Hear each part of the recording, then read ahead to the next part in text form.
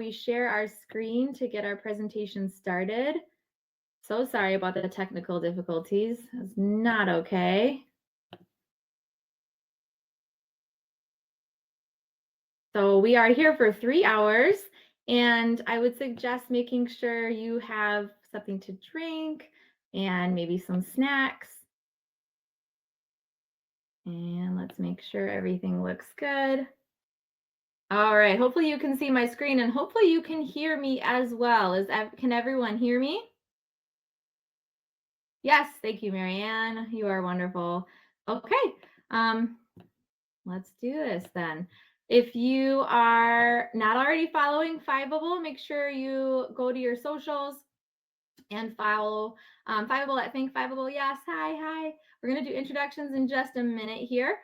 If you are hoping to study for AP Biology, this is the place. So hopefully you're in the right spot. We are at night 2, and we will be covering units 5 through 8. And we'll go into exactly what those units are a little bit. And we have 3 student hosts with us tonight. Again, I said my name is Kari Parnan. I'm your teacher host for tonight. And then if I could just have my student hosts hop on and introduce yourselves real quick for our audience. I can go first. Hi, everyone. My name is Madison, and I am a high school sophomore in Illinois. And the questions we're actually asking to us student hosts is, what is your favorite superpower? Personally, I would say telekinesis. I feel like it'd be really cool to just be able to move like objects without actually like physically touching them. That's what I just personally think. Yeah, I'm so excited to see you, everyone.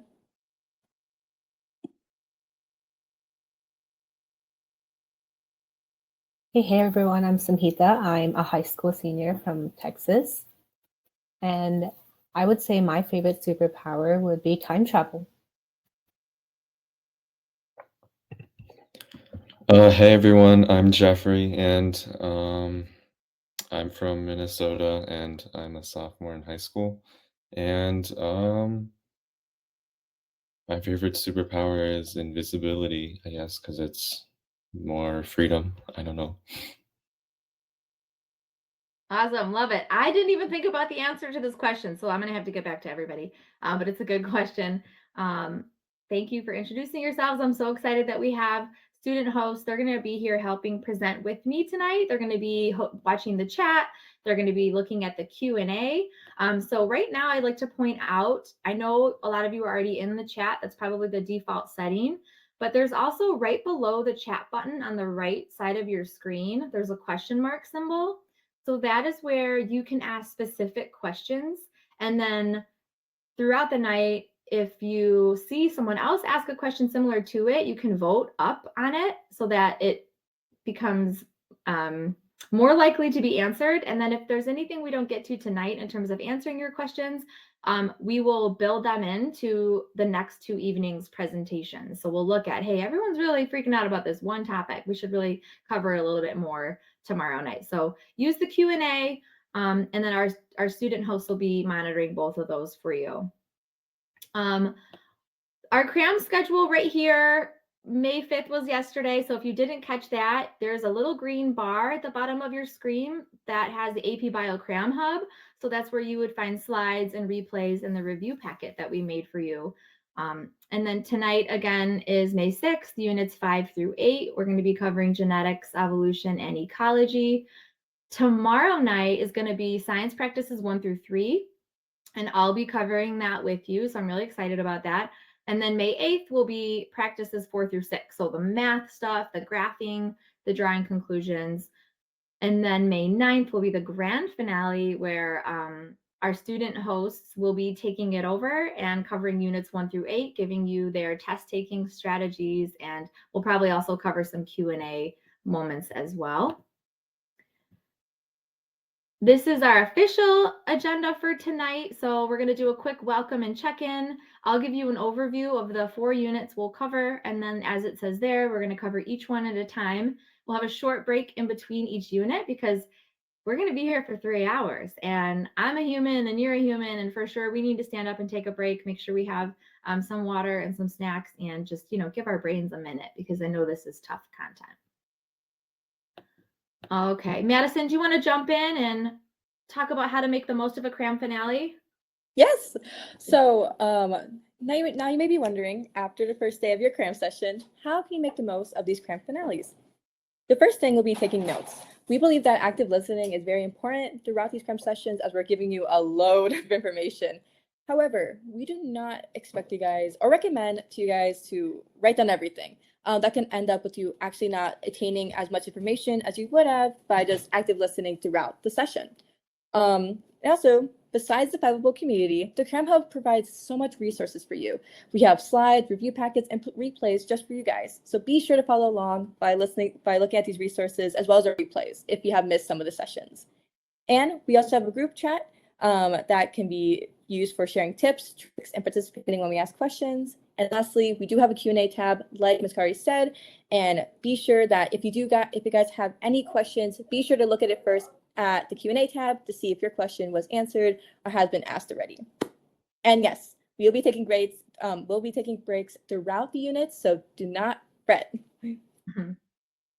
And here are some of our community agreements. First of all, we do ask for you guys to be supportive.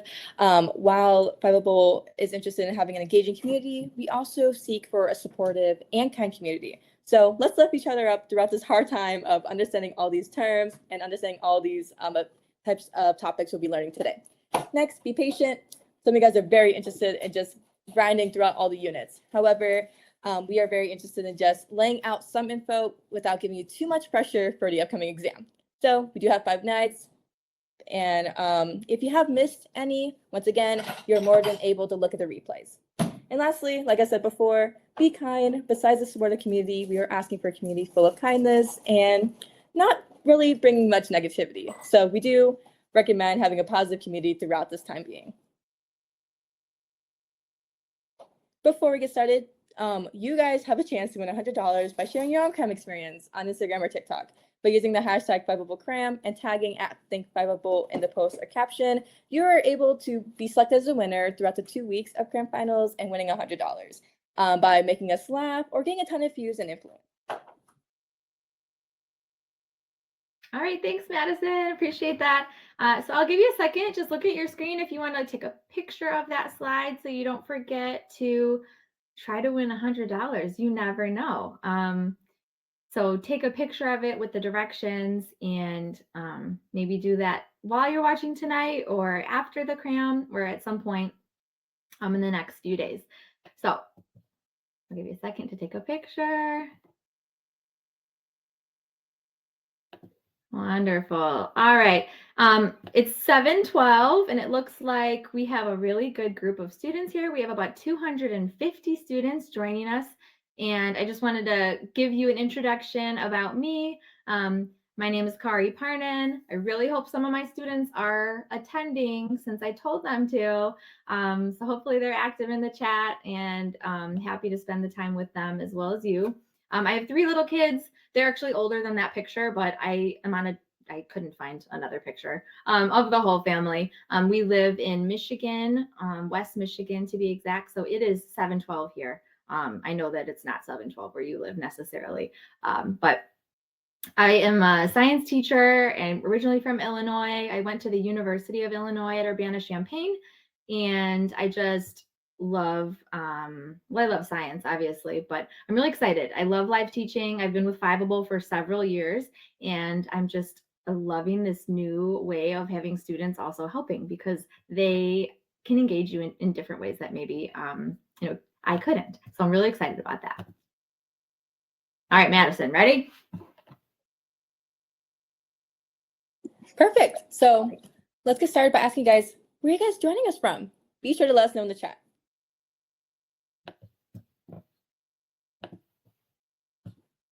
I love this part. This is one of my favorite parts to see where people are joining us from. I see a lot of New York's. New York's nice.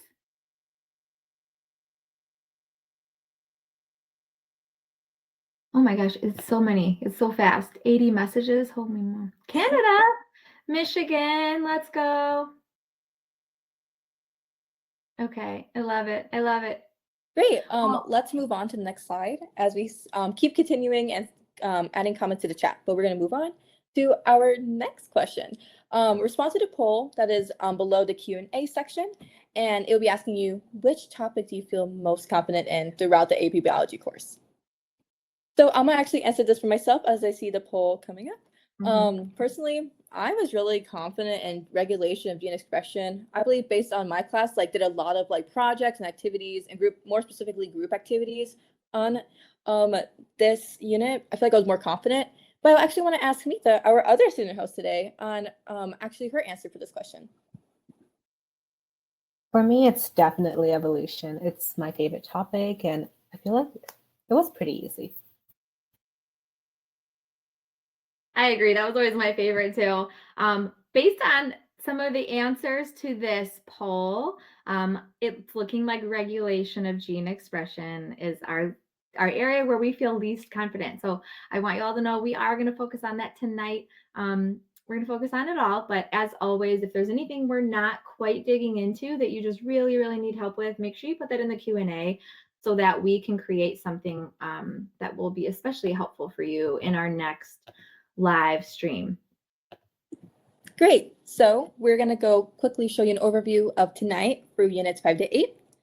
So throughout these 4 units, we're going to go through a lot of information and topics. However, we'll be mainly heavily focusing on the topics highlighted. So if we are continuing on with the session and you guys are not understanding as much throughout the other topics, you are welcome to ask it in the comment section or look at the other resources Phivable provides you regarding these topics as well.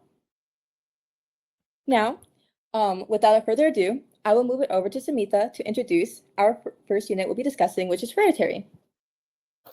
All right, our first unit, it can cover between 8 to 11% of the AP exams, so you got this.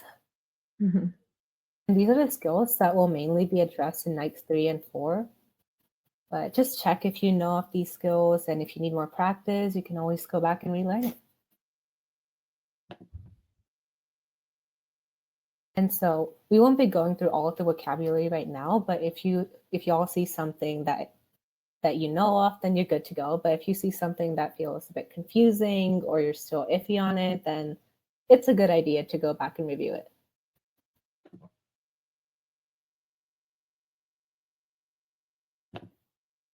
Okay, thanks everybody. You're awesome. So let's just start off with the beginning of Unit 5, so meiosis. And depending on when your teacher covered meiosis, it could have been a month ago, it could have been 5 months ago. And I want you to, don't get too freaked out about this diagram, but look at that question at the top where it says, why meiosis? Think about that. What's the purpose of meiosis? It's this process, it happens in cells, what's going on? So just take a moment and throw it out there. What is the purpose of meiosis? Not the steps, just the purpose. What is the purpose of meiosis?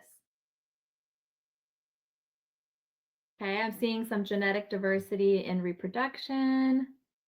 I see the word gametes. Love it. Gametes.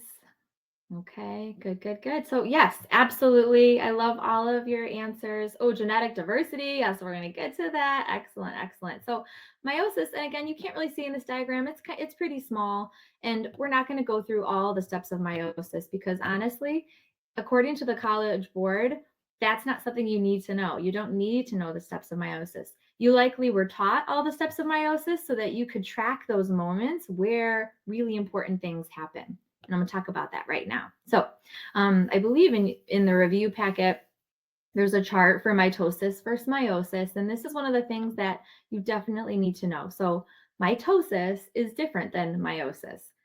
Mitosis is where we are just creating identical cells. So you're replicating somatic cells.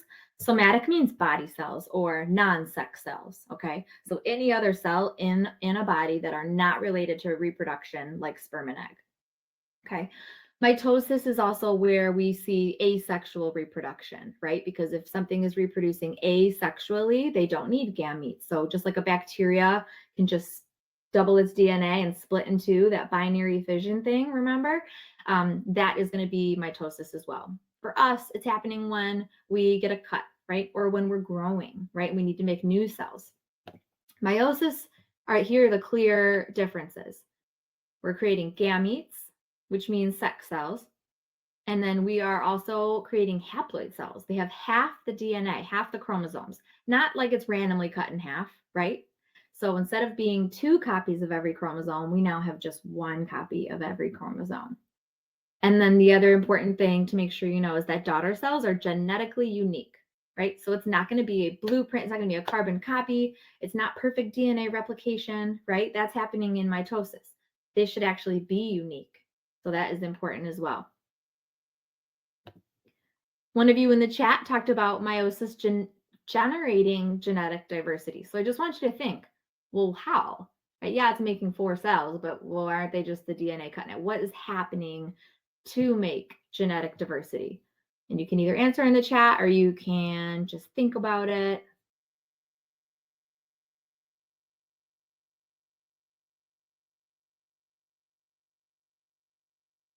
I see someone asking a question about, do you need to know the steps of mitosis? You don't need to know steps necessarily, but just like with meiosis, you need to know kind of what are the chromosomes doing, right? So like, are homologous chromosomes separating? Is it your sister chromatids separating? And things like that would be important to know. Okay, so to answer the question, how does meiosis generate genetic diversity? One of the ways is crossing over. So this image is showing homologous pairs of chromosomes. And so what I want to show you, let me see if this will let me do it. Hold on one moment.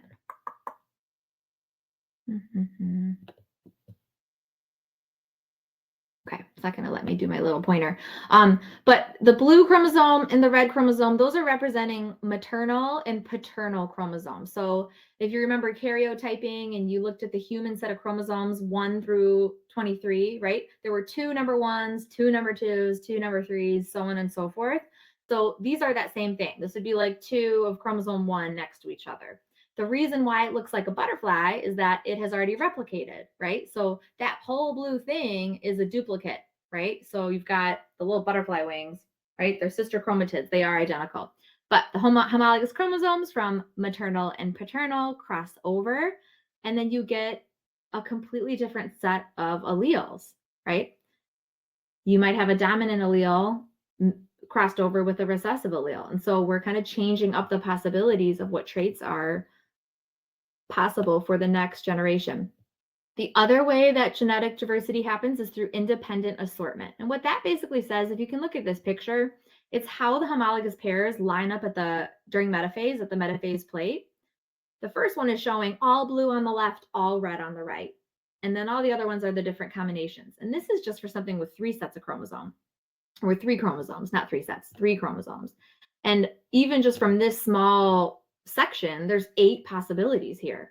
So with us, we have so many more possibilities. It's 2 to the n, so 2 to the 23rd power possibilities of how the chromosomes will align. So that's another way that genetic diversity occurs. Something not on the slide is that random fertilization is the other thing too. So like the random 1 egg that's fertilized by the random 1 sperm, that creates genetic diversity as well, because every single sperm and every single egg cell, or the gametes, are genetically unique. So this question asks, does this happen in asexual reproduction? So does this happen in asexual reproduction? I'm going to go ahead and make a poll for that, so that we can get used to this poll situation. So yes or no, does meiosis happen? Or even just crossing over, independent assortment, does that happen in asexually reproducing organisms? Way to get on the vote. Good job, everyone. Wonderful. Okay. Yes, you're wonderful. It is no. The answer is no. It does not happen in asexually reproducing organisms like bacteria, for example. They can get genetic diversity other ways. That's not something you need to know, but they can. They have other ways that they can get genetic diversity where 2 bacteria can kind of come next to each other and swap DNA. But that's not necessarily something that you need to know for this course. But if you take biology in college and higher level, then you probably would. Okay, I'm going to hop off to let Madison take you on to the next part. Perfect. So kind of like Ms. Carter said earlier, we kind of discussed a little bit on genetic diversity, but what is genetic diversity, you may be asking? Well, genetic diversity kind of discusses on the variety of genetic combinations within a species. So, for example, corn. Corn doesn't have just a specific genetic format. There's many different sizes and colors and tastes of corn, and that itself can be a very good representation of what genetic diversity can hold. Now, understanding genetic diversity, you guys could start responding to this poll on why is it important?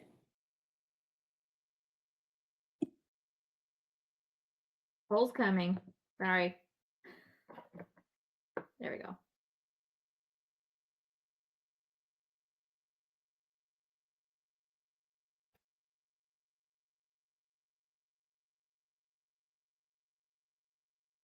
I see you guys. I see a lot of you guys are answering correctly, and yes, it is B.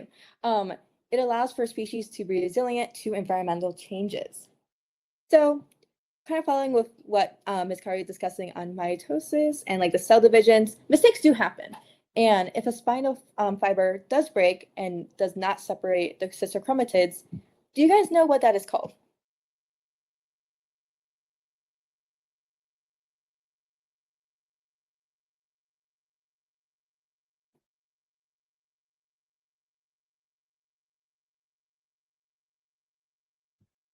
So yes, it is non-disjunction. And non-disjunction is when the pairs of homologous chromosomes do not separate normally during cell division. And now I'll be asking you guys another question. What is the outcome of non-disjunction? I'll answer it here, but you guys are more than happy to leave it in the chat. Non-disjunction, my apologies, does have outcomes varying in many birth defects that can happen. As you can see here with the karyotype. You do see that while there's only should be 2 chromatids within a pair of chromosomes, in one of the actual areas of chromosomes, there's actually 3 pairs instead of 2, leading to a genetic disorder. Great. So on the next slide, we'll be connecting meiosis to genetics. So I'll give you guys about 2 minutes to answer this quick right. To summarize in one sentence, what is Mendelian genetics, autosomal dominance, dihybrid cross, and the 9:3:1 ratio? I'll give you guys once again 2 minutes. So we'll come back together at whatever time it is. For me, it's 6 o'clock. So for me, 6:29. Whether that be 8:29, 7:29 for you guys. So I'll be back in 2 minutes.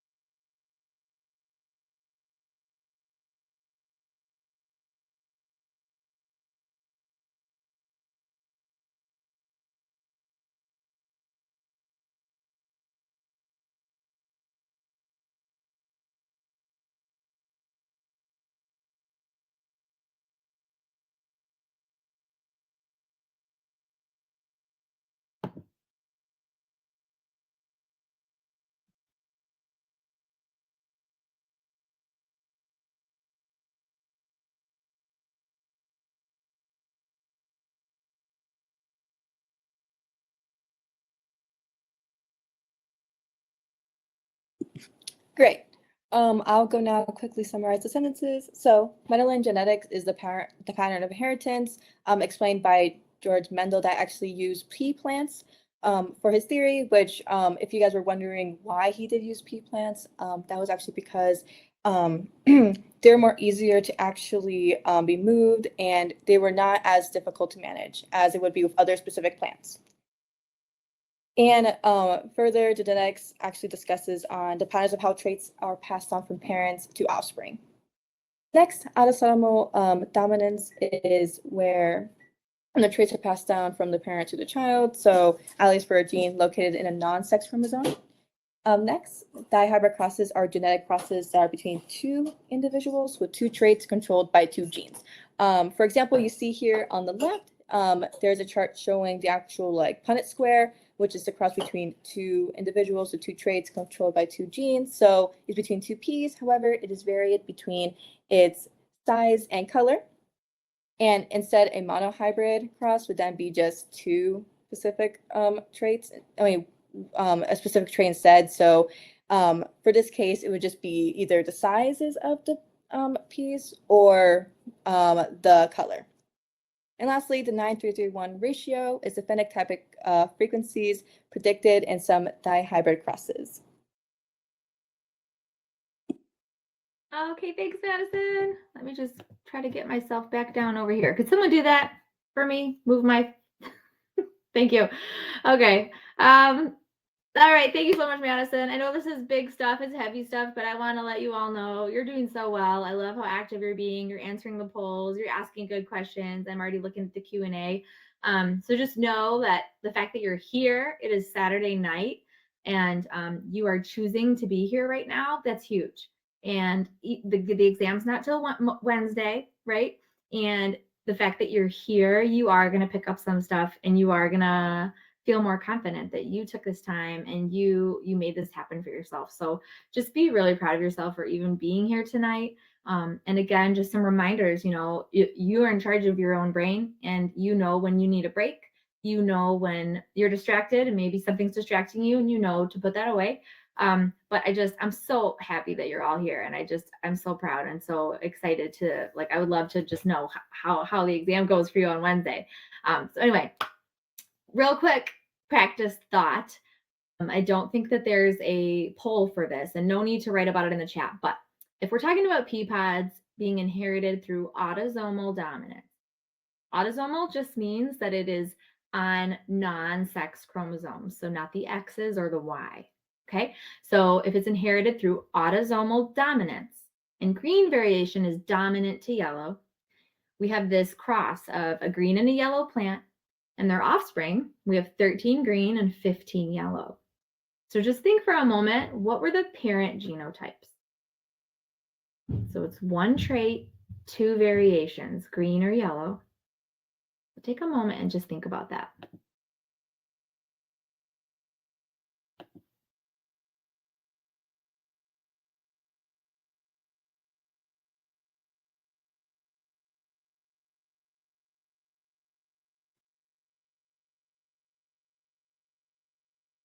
All right, so hopefully you were thinking, well, if one parent is green and one is yellow, and we know green is dominant, but they were still able to have some recessive offspring, then one of the parents must have been heterozygous. And so if you look at that cross right there, I've got my big G allele and little g allele representing one of the parents, and then the other yellow plant would have been little g, and that would give us about a 50% outcome of green versus yellow. And even though it's not perfect, right? Like obviously 13 and 15 are not even splits, but we should remember in genetics that these are all hypothetical, right? In terms of, oh yeah, we would expect 50%, but that doesn't necessarily happen. If you think about humans and babies, there's a 50% chance that your baby's born XX chromosome, and there's a 50% chance that it's XY chromosome, right? And every single baby, it's a brand new chance.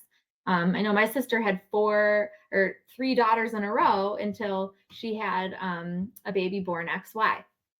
And so the real life outcome is sometimes different than what you would expect.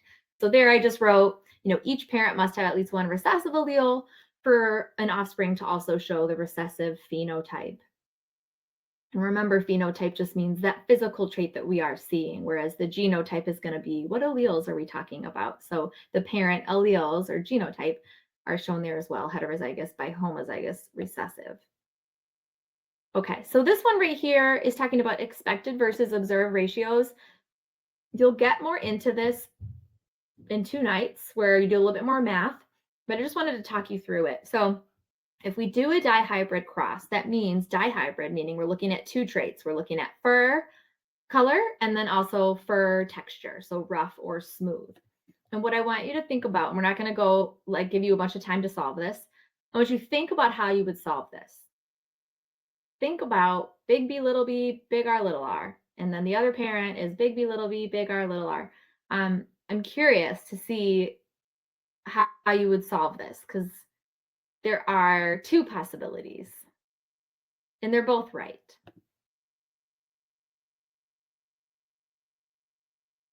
Yes. So I see people saying dihybrid cross. I see someone saying foil. I love the foil method. Good. Awesome. Okay, so I see a lot of you already jumping in right away, and you remember what Madison said about the 9:3:3:1 ratio, and you're absolutely right. That's what we would expect to see. And sometimes when I talk about 9:3:3:1, and then I haven't talked to my students about it in a while, they're like, "What are you talking about?" But if it's a dihybrid cross, we would have 4 alleles on top, 4 alleles this way, right? And so we'd have 16 boxes that are going to be filling our possible genotypes. So 9 means 9 out of the 16 possibilities would likely come out black rough. So dominant, both dominant phenotypes possible. So 9 out of 16. The 3 and 3 are, one dominant trait, one recessive trait shows up. The other 3 is one recessive, one dominant. And then finally, that 1 out of 16 is your recessive. So we'd be looking for little b, little r, which makes sense that it's a 1 out of a 16 chance for a cross like that. I believe Ms. Shoemate is going to be going over the actual probability of doing little crosses in 2 nights. So if that's something that you're like, oh, I really wish I had more time, then just sit tight and keep coming to our sessions and you will get what you need to know. Awesome. Just a quick plug for the math session on Monday night. If observed results don't quite match the expected ratio, right? So if you've got these guinea pigs and you're like, oh my gosh, genetics, I learned about this, it should be 9:3:3:1. And then all of a sudden you look at the outcome and you're like, whoa, there are so many of these guinea pigs who are showing both recessive traits. Like, how is that even possible? And so that's when you could be super dorky like me and throw in a chi-square test and see if your results are statistically significant. Because maybe something's going on. Maybe the genes are linked, right? Maybe those 2 genes, the white smooth genes and the black rough genes, maybe they're linked. And so when crossing over happened, they didn't actually they didn't sort independently because they're on the same chromosome. Okay, when we do Punnett squares, when we separate those letters B and R, we don't put them next to each other. We separate them because we are assuming independent assortment. We're assuming they separate, but I'll go more into linked genes tomorrow night as well. If you are like, what is she talking about with linked genes? Woo, we are good. Okay, take a minute and take a breath. How's your brain feeling so far? I said, don't be afraid to ask questions. This is how we learn. And just take a moment because you just listened for 30 minutes straight, which is a really long time. So I'm actually going to throw in an impromptu break for everybody. We only have a few more slides left on genetics.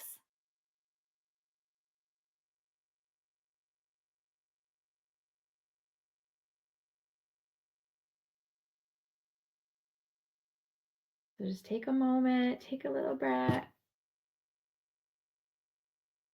Oh, someone just worked 9 hours. Oh no, that's so tough.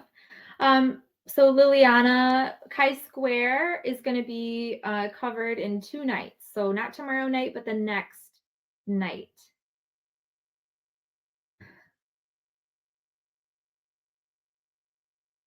Yay, I see someone saying they're less worried now. That's so wonderful. Yay, yay, yay.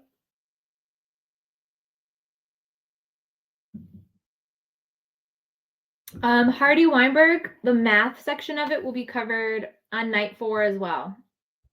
And pedigrees, we're going over tomorrow. Yay. So for those of you who maybe missed like the intro of what night was, maybe I went too fast. Tomorrow, I'm going to be covering concept explanation. So basically, I'll take all sorts of different concepts from pedigrees, from basically any topic we've covered, and we'll just say, hey, can we explain it? How do we explain it? We're also going to be looking at visual explanations. So we'll look at any kind of FRQ or multiple choice that has an image with it, right? They might give you like a whole picture of carbon cycling or something like that. And we're just going to go over how do we answer that. And then of course we'll do, tips and tricks of like day of, right? Like on the day of the test, how do we sorry, 1 second, said. Okay, we'll go over like day of, how do we do? What do we do on the day of? So awesome. All right. Hopefully you're all coming back. I just have a few more slides before we're going to jump into Unit 6. So get yourself prepared. I know a lot of you were talking about Unit 6, like that's the least confident. So we are going to try our very, very best to get you confident. And yes, anyone asking about math stuff, it's all going to be happening on Monday night. Okay. So math and graphing, come Monday night and watch that stream. And I know that you will feel better. I promise. Okay. All right, let's quickly finish up genetics. We've got to talk about non-Mendelian inheritance because you spend a lot of time learning about things that are so predictable, and you learn about, you probably learned about it in middle school even, right? Like dominant, recessive, all that. But in reality, how traits are passed down are so complicated. And so most inheritance patterns are not Mendelian. They're deviations. They're different, right? Like skin color, even eye color, hair color. It's not so simple as dominant and recessive. If you remember from the very first picture I showed of my family, right? Like I have blonde hair, my husband has black hair, and our kids have very unique hair and eye color as well, right? So it's not so simple as, actually both of my boys have blonde hair, which you wouldn't think based on your old knowledge of dominant or recessive. So things like codominance, multiple alleles, mitochondrial. The reason why I don't have definitions for these is that you're not going to be asked to define them, but you might be given some information about, mitochondrial inheritance. And the thing you'd have to put together is that, oh, that's maternal. If it's a mitochondrial trait or mutation, organisms get their mitochondria from their mother because the egg has mitochondria in it, whereas the sperm doesn't, right? The sperm does not have a mitochondria. It's not going to be from the dad. Yeah. Sex linked real quick. I'll just give you a quick example so we can talk about that. But sex linked generally is going to be talking about traits that are on the X chromosome. It's pretty rare to have a Y-linked trait. If you've ever looked at a karyotype, the Y chromosome is like really small. There's not a lot of genes on the Y chromosome. So generally we're talking about stuff that is on the X chromosome, which makes for a really unique situation. We talk about traits being passed down. If you are XY and you're born with an XY chromosome, you only have one X. So if your mom has some sort of like disease that's X chromosome based, that's really rough for you, right? It's more likely gonna harm you. So this quick example talks about hemophilia. The mother has 2 normal alleles. The dad, sorry, where am I? Father has hemophilia. There it is.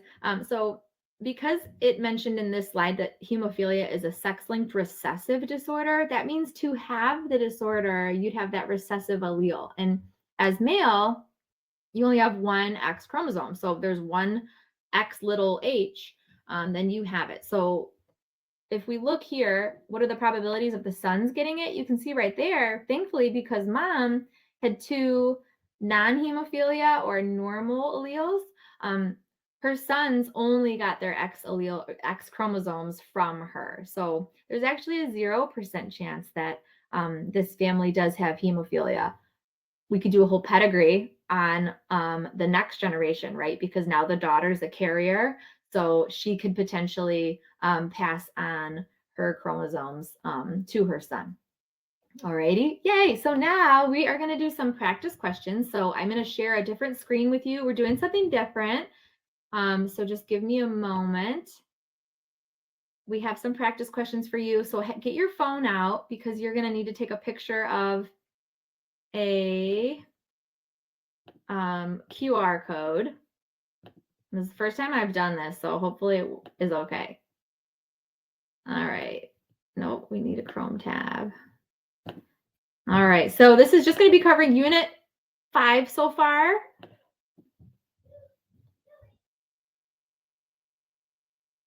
okay, why do I still see my face? I want to see my screen. There it is. Okay. I was like, what the heck? All righty. So I'm going to hit start quiz and we're just going to kind of wing it and see how it goes. Okay. There we go. Start quiz. So take a picture of that QR code because I don't know what happens if I hit start. If I hit start, it might, I don't know what's going to happen. So take a moment, get that QR code, and then I'll hit start.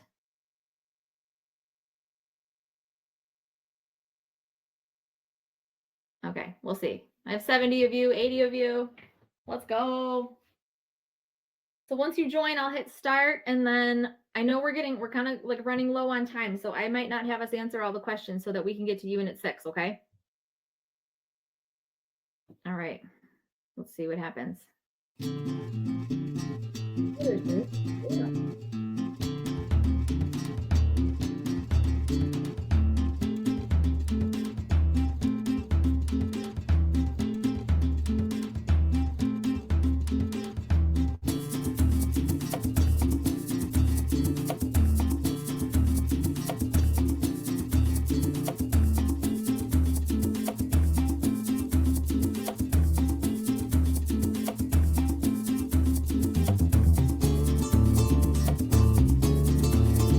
All right, I'm just gonna reveal the answer. Yay, 83% of you said gametes. So wonderful, wonderful job. Next question.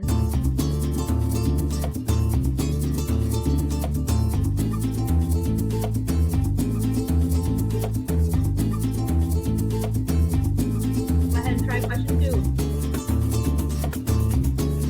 You got this. What do gametes have?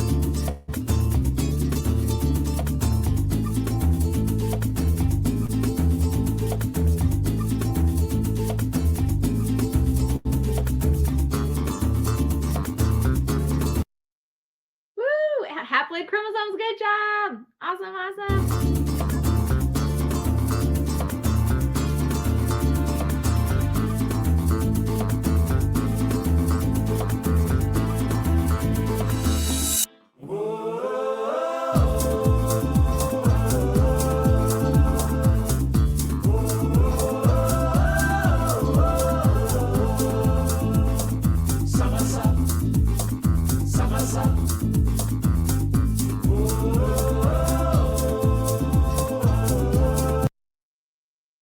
Okay, good. So independent assortment, I mentioned that earlier. Yes, 99%. Amazing. Segregate independently of other allele pairs. I'm going to go 2 more questions and then we will.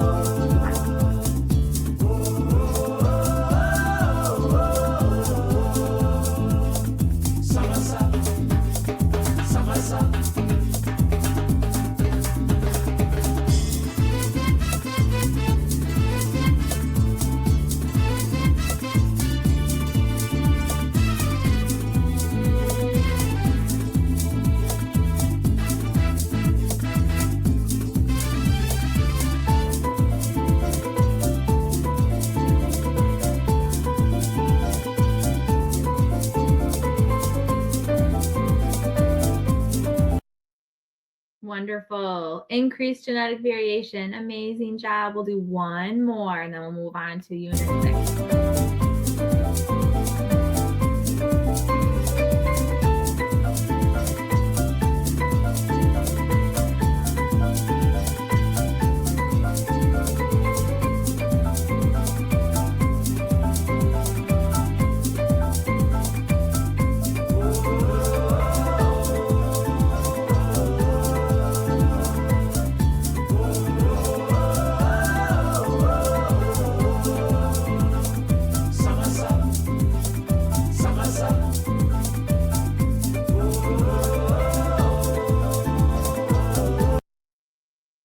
Amazing. 99% again. I'm so proud of all of you. That's so good. Wonderful, wonderful. Okay, non-disjunction. That's absolutely right. Love it. Okay, let's move on to Unit 6. Let me get my slides back up here.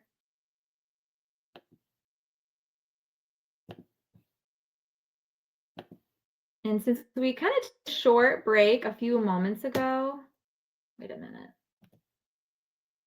Hold on. Sorry. I need to be in presenter view. I don't like this thing. We already took a short-ish break, so I'm going to skip this one. Why? Okay.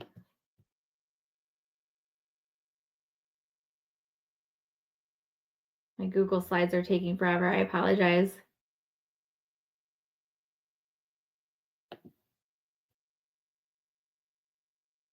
Oh, brother. Okay. So, guys, we're just going to skip that 60-second break because I think you are all going to be just fine.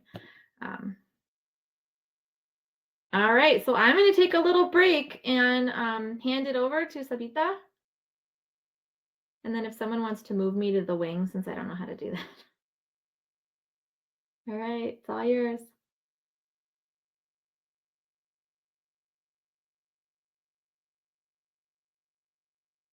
Okay, so we'll be going to our second unit, which is gene expression and regulation. And this is actually 12 to 16% of the exam. And just like the previous unit, these are all the skills that we'll be practicing on nights 3 and 4.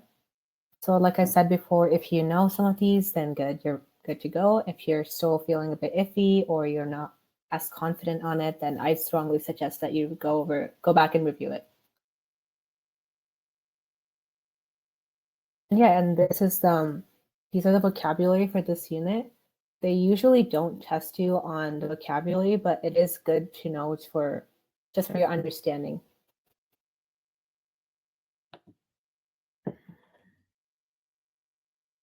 Oh, it's me. Sorry. How do I get myself back? Can someone do it for me? Okay.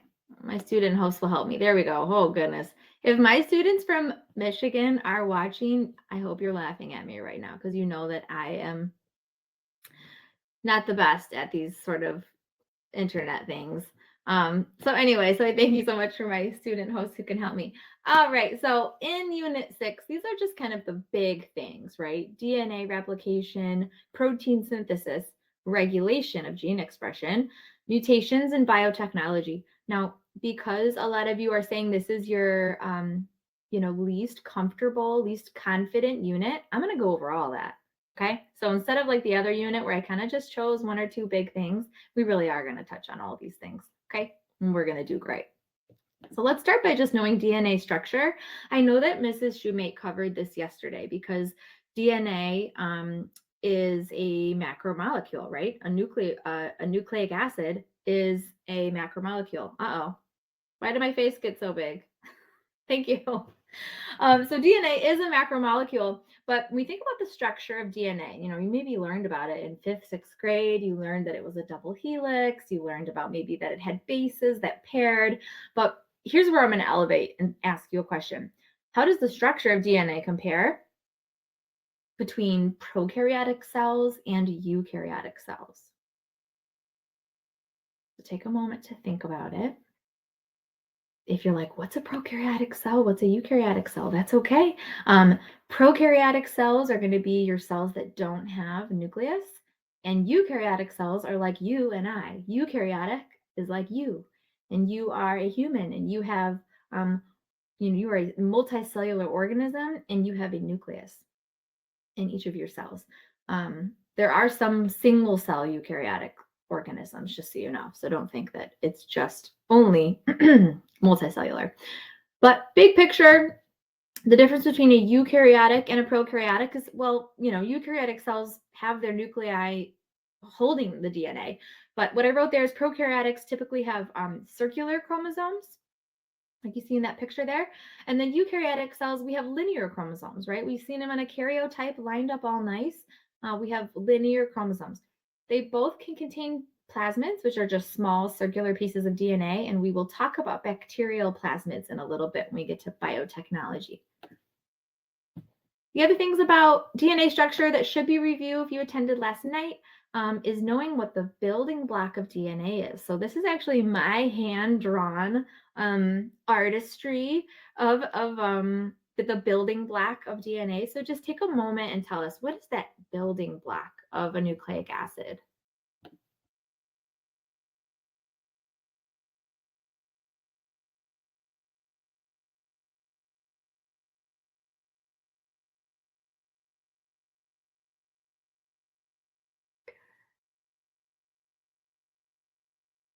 Yep. Okay, so hopefully you said a nucleotide.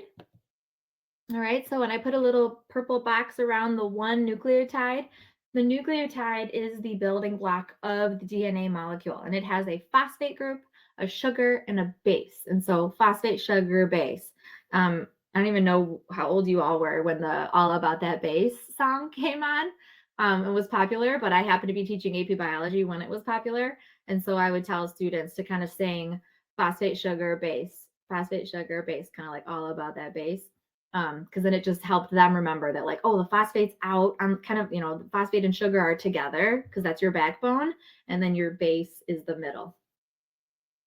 Some other key characteristics of DNA that just, again, review, the hydrogen bonds are what are between the bases, okay? Now, hydrogen bonds are not like super strong because we do need to open up the DNA structure from time to time, right? When we're replicating it or transcribing it. So hydrogen bonds are really cool, really nice in the middle. The other thing, anti-parallel strands. So that just means they're upside down from one another. So if you look at my drawing, the phosphate group, which is the P with the 4 O's around it, that's on the top. But then if you look at the other strand, the phosphate group's on the bottom. So they're anti-parallel. They're kind of upside down from one another. You should know that A and T bond and G and C bond together, and that we've got a phosphate sugar backbone, which is covalently bonded, which is stronger, which is good, because if we've got enzymes messing around and opening things up, we don't want our whole DNA molecule to completely disintegrate. We need it to be somewhat of a strong structure, right? It's pretty important. It has the information to make us who we are. Where DNA and DNA replication fit in, if you remember the cell cycle, again, you would have gone over this yesterday. It's a part of Unit 4. We talk about just the life of a cell, right? The cell cycle is the life of a cell. So you're sometimes making more of yourself and sometimes you're not. Sometimes you're in the G0 phase where you're just doing your job. You're not needing to make more of yourself. You're just doing your job. But if you are a cell that is about to need to do mitosis, you need to replicate your DNA. So when does replication normally occur in the cell cycle? Sorry, I don't have a poll for this one, but you can just type it in the chat. So when does DNA replication happen in this cell cycle? So I get a cut on my skin. I need to make more skin cells. Oh, shoot, what do I do? Oh, yay. Yes, S phase, synthesis. Lovely. Why does it occur? I kind of gave that away a second ago. Yeah, in preparation for cell division, right? So we might need new cells because of growth, right? So like my children, they're growing, right? So like they're constantly making new cells because they're getting bigger every single day. But then also sometimes repair, right? Like a week ago, my son jumped in the grass barefoot and landed on this like crazy sharp animal bone and tore like the bottom of his foot, had to get 5 stitches. And it's been only 9 days, 10 days, and he played soccer today, like on his feet, right? Because his body was going through crazy mitosis and making more and more cells so that he could restore and do well. Amazing. And then also asexual reproduction, right? So mitosis isn't just about our cells. It's about some organisms just do mitosis to make more of themselves and they replicate. Yeah, I know. His foot, you guys, it was awful. It was just terrible. It was the worst thing. I can't even imagine. I don't even want anyone touching the bottom of my foot. And he had this giant bone that hurt him. So anyway, moving on.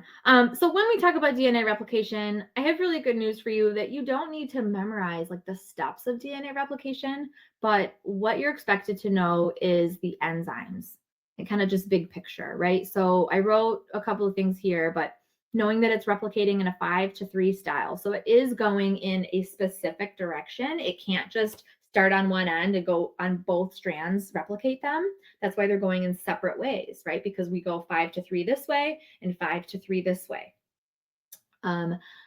Here are some of the enzymes. We've got helicase, which unwinds the helix.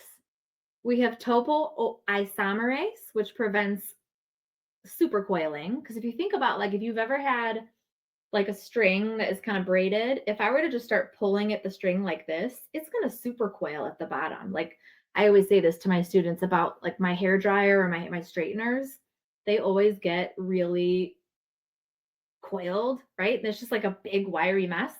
And so I think of the word topoisomerase is a mess.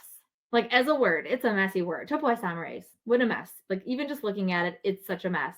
So think about this messy word is what's there to prevent supercoiling. It's to prevent like the giant mess.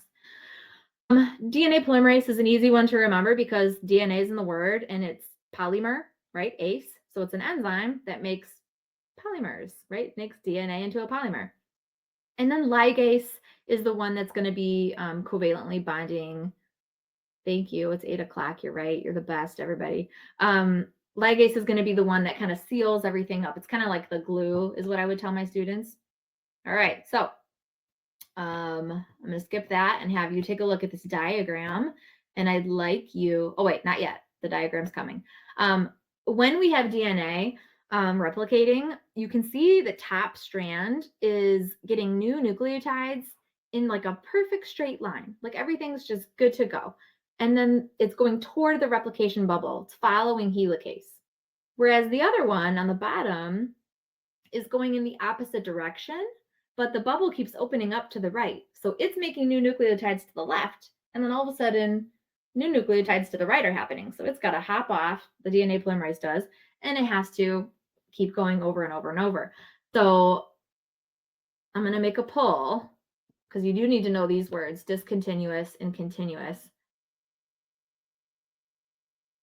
Hold on. I'm trying to do technology. Oh, just kidding. We don't need to do a poll. It's fine. So thinking about which one is discontinuous versus continuous, your top one is going to be a continuous strand where the other one is not, right? Because it's making those Okazaki fragments and has to continually catch back up to where things were separating. All right. 5 to 3 prime end. I have to tell you, when I was a student, this was the hardest thing for me to understand. I think it took me copying down and actually drawing out nucleotides over and over and over again for me to really understand what 5 to 3 prime meant. It really did. So if that's you, like dig into that confusion and figure it out, right? Like draw those nucleotides, draw out 2 strands and make sense of, okay, if it's going 5 to 3 prime, what does that mean? Because when you make sense of your own confusions, you will remember it so much better. So when I talk about DNA polymerase only being able to add nucleotides in the 5 to 3 prime direction, first let's look at this molecule and find the 5 prime end. Your 5 prime end is always going to be connected to the phosphate group. And here's how I remember that. Phosphate, it doesn't start with an F, but it has the sound F. Phosphate, high five. Okay? So phosphate, high five, that's your 5 prime end. Your 3 prime end is going to be on the opposite. So when I say it can only add things in the 5 to 3 prime direction, it means the 5 prime end of a new nucleotide is added to the 3 prime end of an existing nucleotide. Okay, I'll say it again. The 5 prime end of the new nucleotide is added to the 3 prime end of the existing. So again, draw it out if you need to. Do it, because this stuff is hard, and you are all fantastic, okay? So I wrote it right there. Sorry, I forgot I had it on the slide. The 5 prime end of the new nucleotide is added to the 3 prime end. And that's just what DNA polymerase can do. That's all it can do. All right, take a moment. See if you can find out, based on what you know its job is, which one of those purple boxes is each of those enzymes. So the words are down here: helicase, topoisomerase, DNA polymerase, primase. Which one of those is each of these boxes? So just take a moment and do that in your head. Sorry, there was no way to really pull this one.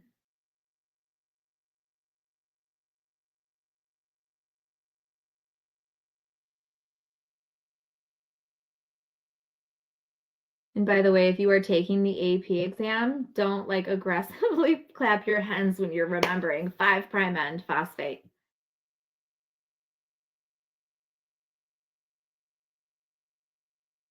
Be like, this lady told me to do it. Awesome. Oh, that's a good idea to use colors there. Love it. Okay, I already see some people getting the answer. So here we go. That pink one, correct, is topoisomerase. It's going to be ahead of helicase because that's where the supercoiling is happening. helicase is always an easy one, right? Because you're like, it's the thing that's unzipping the DNA, right? It's the helix, has the word helix in it, so it's breaking the helix. Primase is going to be that one in yellow because it has to lay down a primer first, because like I mentioned, DNA polymerase, it can't just start laying a nucleotide. It has to lay a nucleotide to a 3' end. So if there is no 3' end to add to, it has nowhere to go. So that's what's going on there, okay? And then DNA polymerase is the one, obviously, that's adding new nucleotides. It's that red enzyme. Back in the day, before they changed the AP or the bio exam,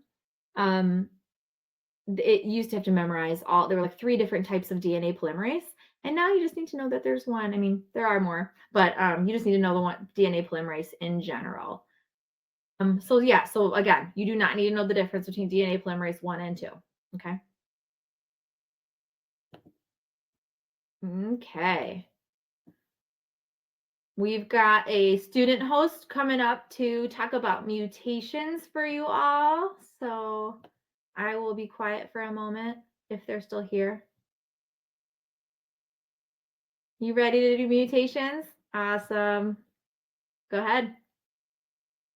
Right, so mutations are just random errors that occur at the nucleotide level, right?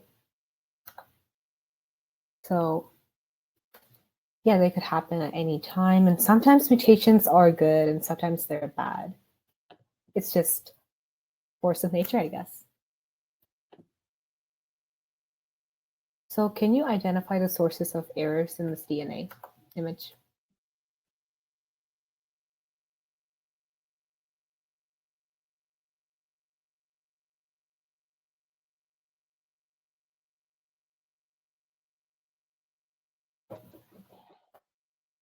Okay, yeah, so according to this image, there are errors in the DNA replication. Basically, when the incoming UV photon hits the DNA, it basically loosens the bonds and weakens it, thus making the DNA more susceptible to mutations and making errors on the DNA.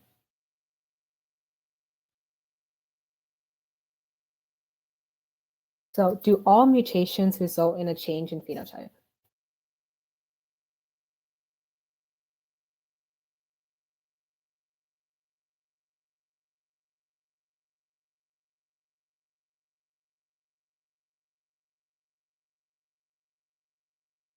Exactly. No. It depends on the environmental context. There's more about this later on in the presentation or in the other Cram sessions.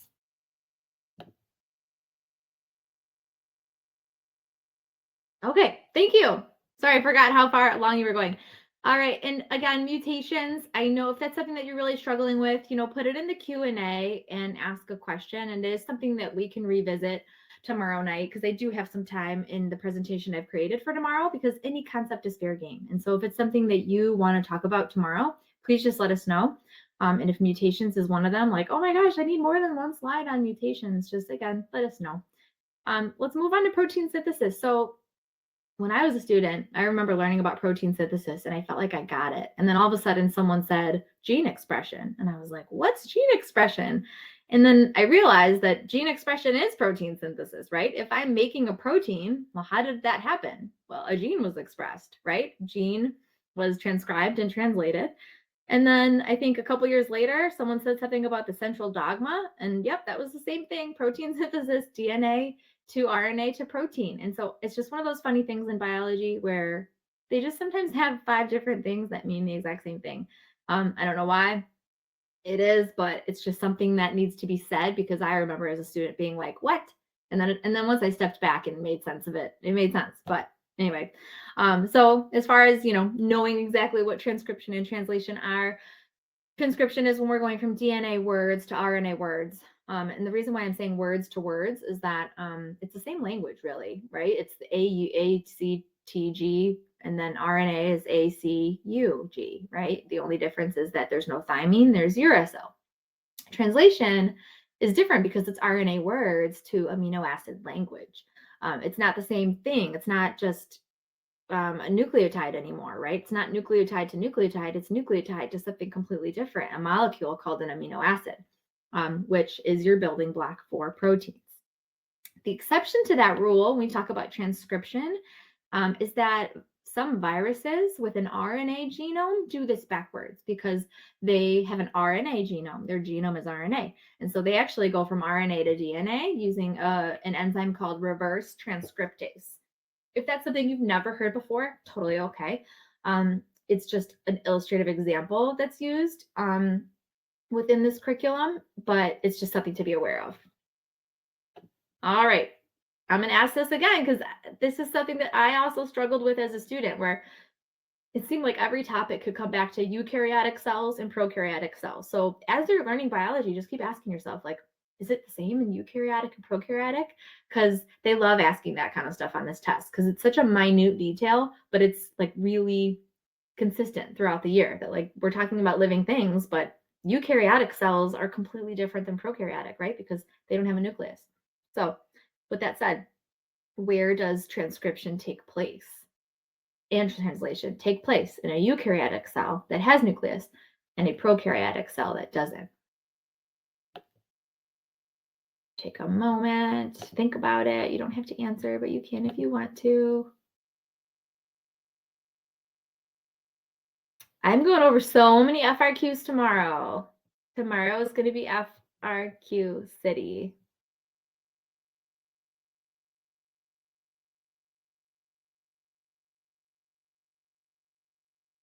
All right, so I made a chart for you. It's also in the study guide. It'd be a place where you could fill this in.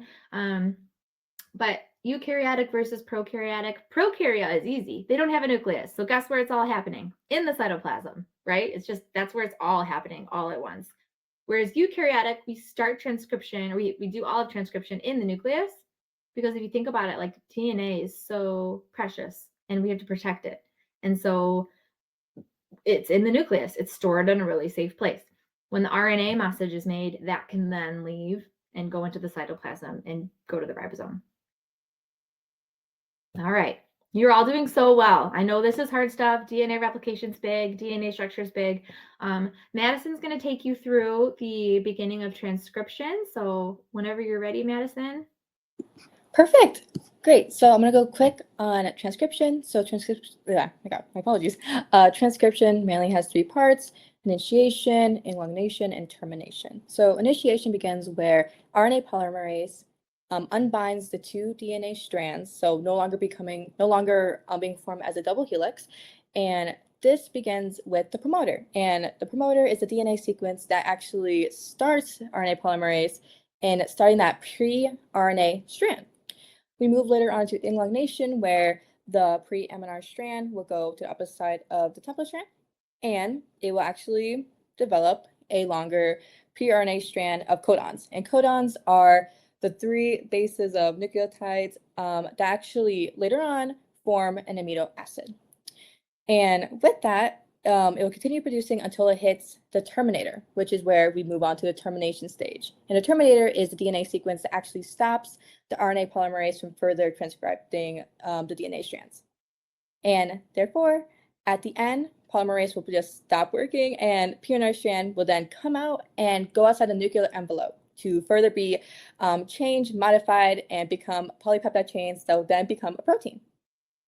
Moving forward, as we know that the pre-RNA strand is produced, there is many modifications that it has before it is actually sent out to become made into the other stages. So the pre-RNR strand is modified with the addition of the poly A tail added to the 3N, the GTP cap added to the 5N, and the introns are taken out and the exons are spliced. The exons are spliced because when the introns are taken out, the exons actually together actually make that production of the amino acid that is later on made in the other stage, which is called also called the termination stage, where oh my god, my apologies, which also happens in the elongation and termination stage outside of the nucleus, which actually makes those amino acids and therefore the protein. And I'm going to actually shift this over now to Ms. Kari, where she will answer the question of, does this happen in prokaryotic cells? Thank you, Madison.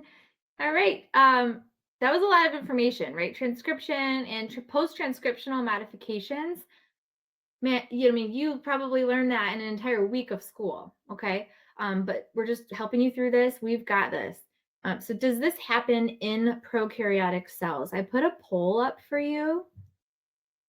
If you could hop over to the little graph icon, it will bring you to the poll, and it's asking, does post-transcriptional modifications happen in prokaryotic cells? So take a moment and vote, please. So are all these things happening to a prokaryotic cell after transcription? Are they adding the poly A tail? Is there a GTP cap or introns taken out? All that stuff.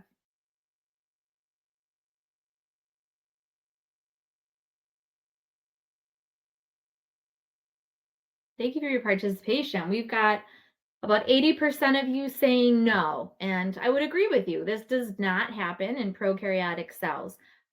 This is unique to eukaryotic cells where there's a lot of effort put into protecting the RNA. And here's why.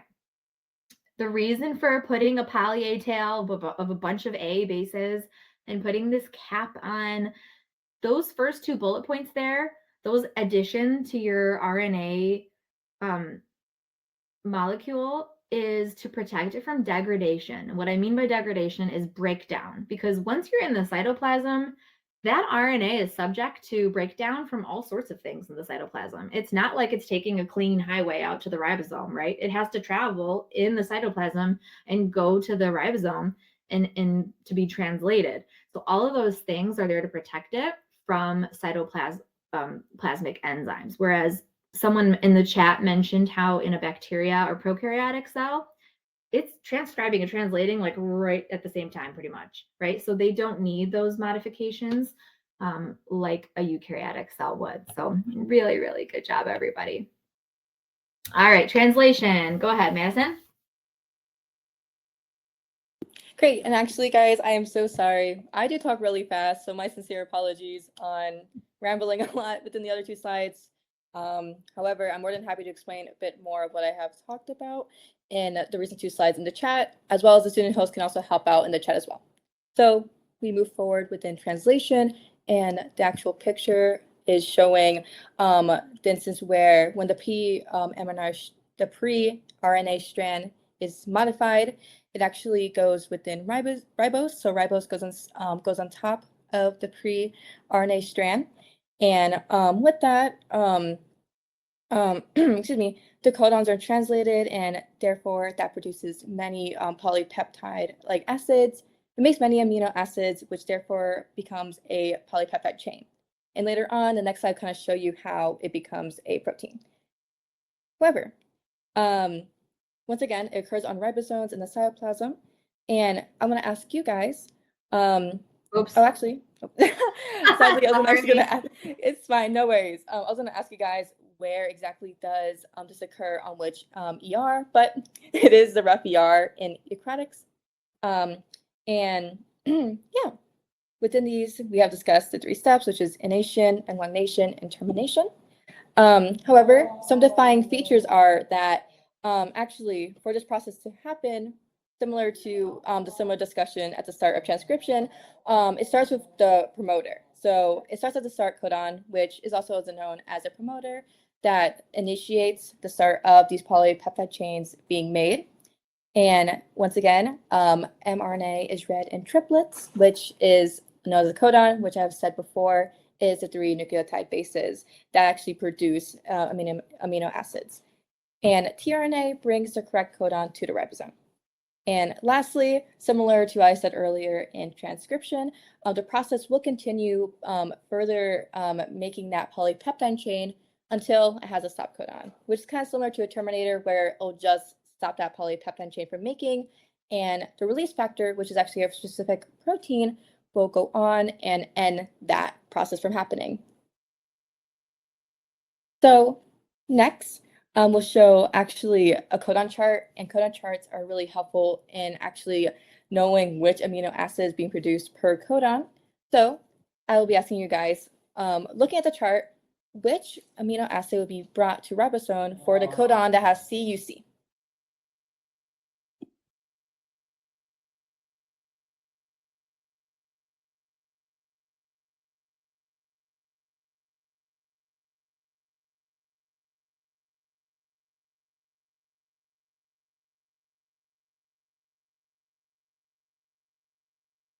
Yes, I have seen the chat and you guys are correct. It is this sign. And additionally, I'll be asking another quick question. Many amino acids are encoded by more than one codon, as we have seen here, which I was just getting discussed before. There's 3 nucleobases in a codon and therefore kind of produces the amino acid. Do you guys know why this is beneficial? And as you guys are thinking about that, I did not expect you guys to answer it like fully in the chat, but I will go over it now. It's because mistakes can happen and it does not guarantee that the amino acid sequence will be altered.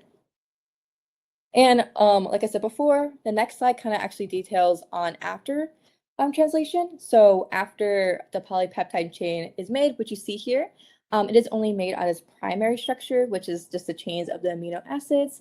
Then it folds to become later on, as you see, where it'll have become an alpha, oh my God, my apologies, an alpha helix, then a secondary structure, which is also known as the pleated sheet, then a tertiary structure, and lastly to a quaternary structure. This is the case of protein folding, where the peptide chain would just continue folding to become a protein. And if you guys have any questions, do not be afraid to comment. However, please do check before by looking at the Q&A tab to see if anyone else has asked a similar question, and be sure to upvote it if it has not been answered yet. And now I'll move it over again to Ms. Carey to let her discuss the regulation of gene expression. Thank you. Can someone move me over? Wait, let me, I can figure it out. Oh, I figured it out. Took me an hour and a half. All right, so I'm just gonna pause for a moment.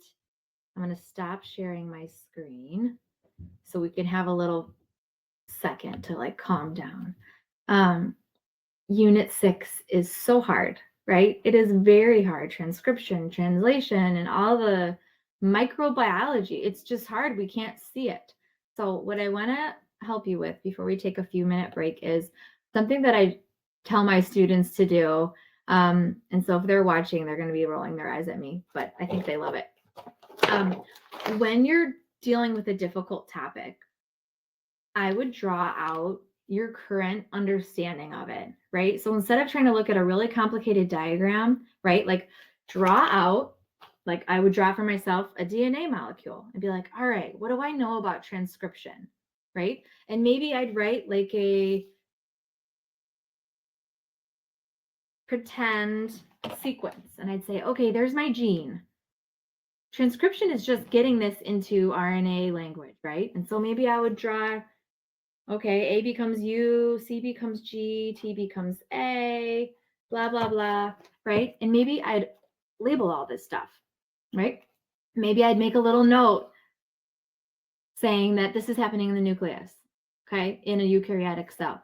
So the diagrams are scary. The information is sometimes really scary, but again, like draw what you know and then go from there.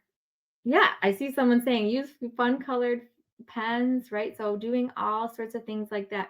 Yeah, so someone's asking a question about the coding versus the non-coding strand. I am going to make a note because I know that that's really difficult. Basically, the non-coding strand is the strand that RNA polymerase connects to. And I'll get a diagram made for tomorrow to have that make a little more sense. All right. So everyone go ahead and take like a 2 or 3 minute break. I'd even just like, don't look at the chat for a second. Just give yourself a 2 or 3 minute break, and then we will come back to our presentation.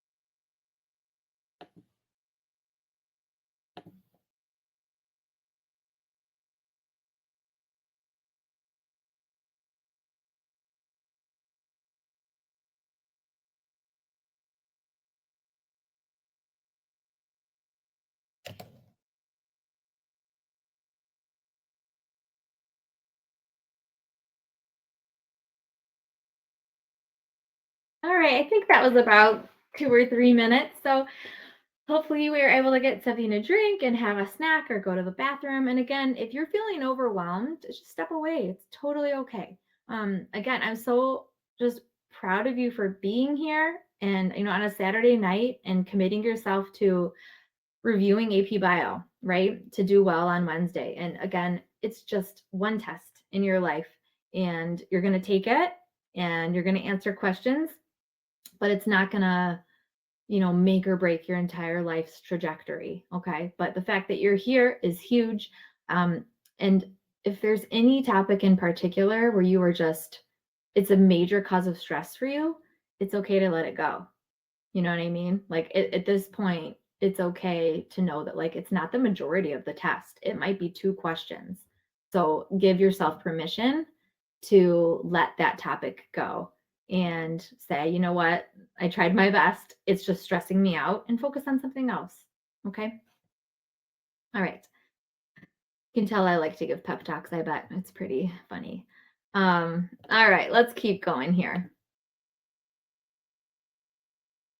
Now, after translation, we've made this sequence of amino acids.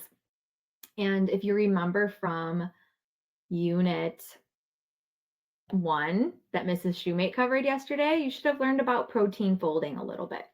Now, there's 4 levels of protein folding. You've got your primary structure, which is just your plain sequence of amino acids. And then just naturally, because they are molecules that have functional groups, like things with oxygen in them, things with nitrogen in them, they are going to start to be attracted to each other. It's just like I always tell people, well, not everybody. I don't tell people who are not in biology because they're like, what are you talking about, lady?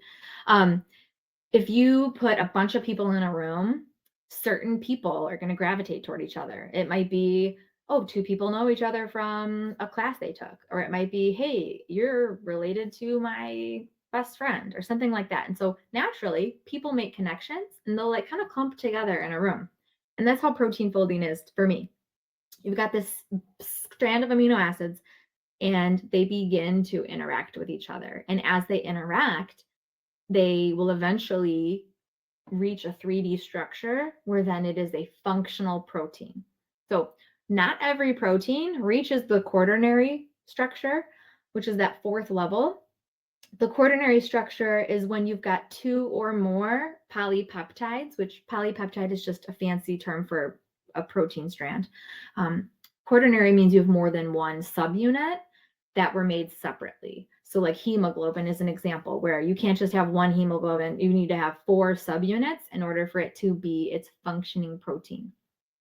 So with protein, again, it's structure and function. So if it folds right, if the sequence is correct, if the environment is correct, then that protein is going to be able to function well. Oh no, it gave the answer. Sorry. So this question, I was going to put a poll up for you, but I gave the answer. So when we talk about regulation of gene expression, it's about, are the genes being expressed, right? And not all genes should be expressed all the time. And this actually reminds me of a question I saw in the chat when someone said, how do I know introns and exons? Well, exons are the portions that will be expressed. So they are the portions that don't get cut out because we want to express them. Okay, so exons need to be expressed, and that's how you should remember it. Introns are the ones not expressed, so we got to get them out.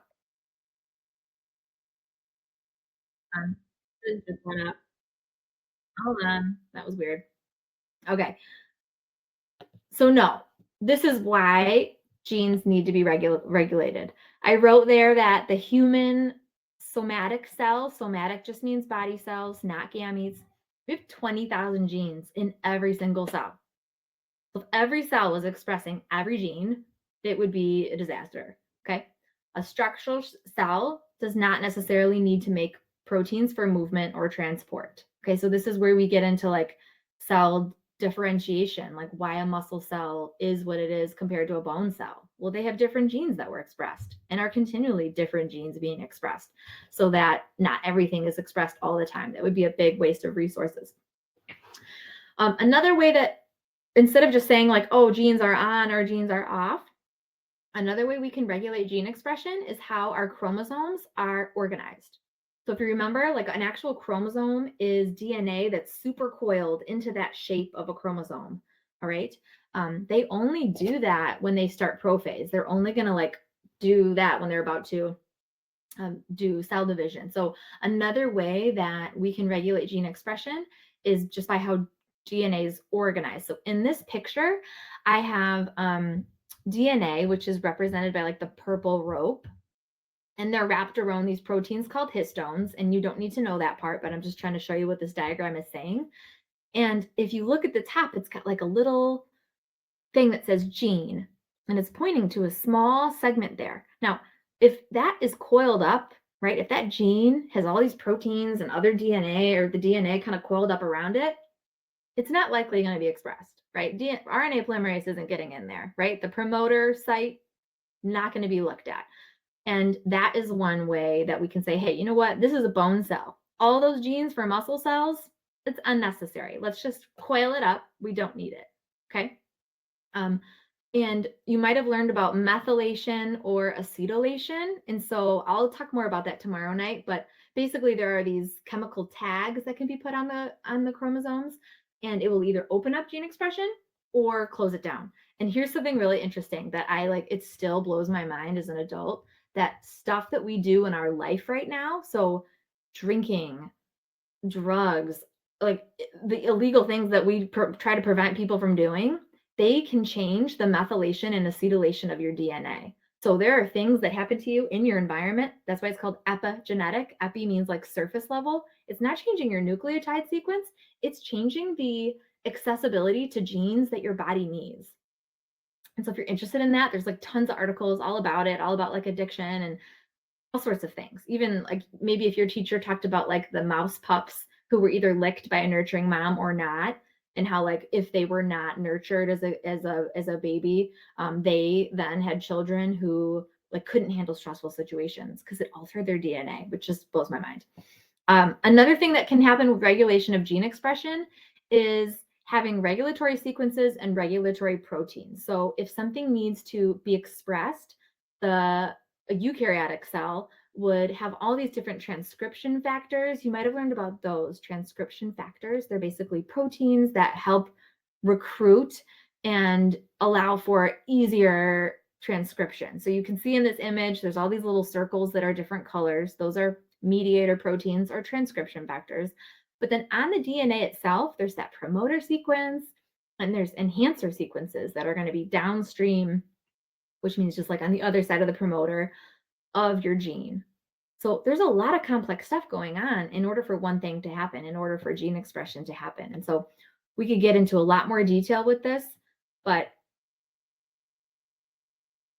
we don't need to right now. I would pay attention to if you see the word regulatory sequence versus regulatory protein, that'd be a really good reading strategy of, hey, if they're asking you about a diagram, if it's a sequence, it's going to be on the DNA, right? It's a sequence, just like a DNA is a sequence. It's a part of that whole thing. And then proteins are going to be things that are helping recruit RNA polymerase or helping shape the DNA into the spot it needs to be for transcription to occur. Okay, so I hope you're feeling okay. That was a lot of information. We talk about regulation of gene expression, but again, just always take a step back and be like, why are they regulating gene expression? Oh yeah, okay, because we don't want to make it all the time, or something is changing and we need to make more of something, right? And this person's in a stressful situation, so let's release some cortisol, right? Let's get things moving. Prokaryotic regulation. I saw some people talk about operons. They were like, lac operon. Oh my gosh. So we've got prokaryotic cells like a bacteria, and they regulate their gene expression in a different way. They have these things called operons, which basically means you've got several genes being controlled by one regulatory system. All right. So this diagram's big, but if you just take a look at it, in the very beginning, we've got this DNA, RNA, it's making this purple donut-shaped repressor protein. And if you see, this repressor protein is on the strand by the letter O. So it's by the operator sequence. Oh, thank you for that feedback that they can zoom into the presentation. I love that. Yeah, this is as big as I can make it for you, unfortunately. So yes, please go ahead and do that. So anyway, so an operon, it's a cluster of co-regulated genes. They can either be inducible or repressible. So let's do a little poll. Is it? I'm making the poll right now. Stand with me. Is it inducible or is it repressible? So this image is showing that when lactose is present, lactose is binding to the repressor, changing the shape of the repressor. And then RNA polymerase can come in and do its thing and make those proteins.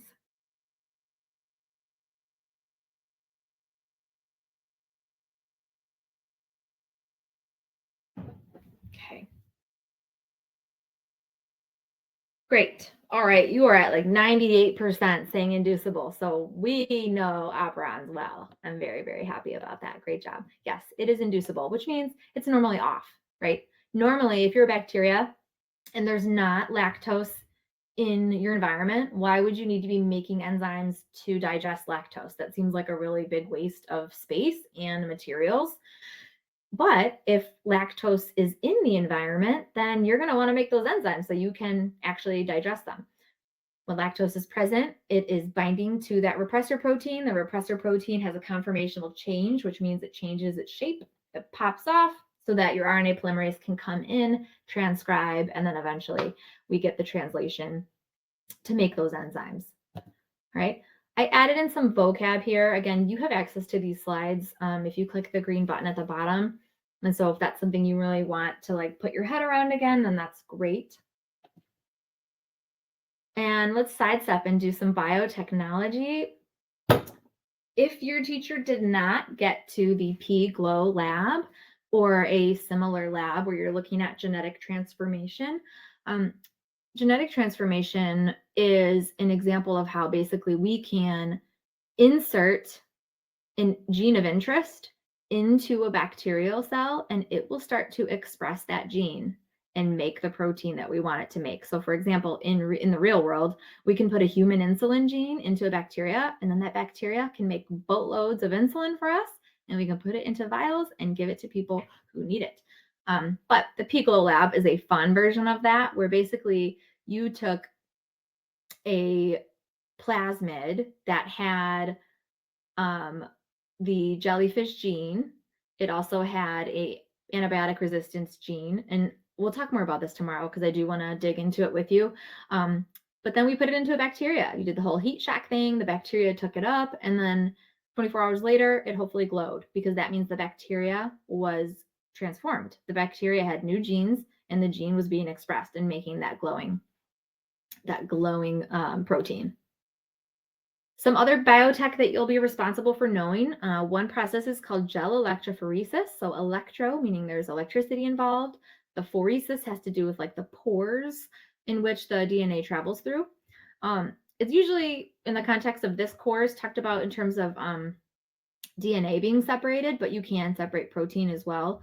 But likely you did a lab or maybe a virtual lab where you had strands of DNA that were then put into these wells and they traveled toward the positive end because DNA is a negative molecule. And it helps us just separate things according to size and charge. So if we want to figure out how big the DNA is, or if we're trying to figure out, hey, whose crime DNA, whose DNA was left at the crime scene, we can compare it to suspects. PCR is another technique called polymerase chain reaction. And that means we are amplifying DNA, which doesn't mean make it bigger. It means make more copies. So your teacher takes one copy of something to the printer and makes 150 for all the students. Okay, so PCR is like a copy machine. DNA sequencing is another thing that you didn't necessarily have to do in class, but it is good to know. And it is what it says it is, DNA sequencing. We're looking at the actual order of nucleotides. There's usually, computers that do this, so you don't need to do it by hand. Okay, but as far as biotech goes, that's about all you need to know. Again, it'll be more application questions and things like that. All right, so we are on practice questions. So wait. I'm going to share a new screen with you. So get your phone ready to take a QR code. And I'm going to get the quiz up for all of you. So one moment. I'm going to share something new. Hold on.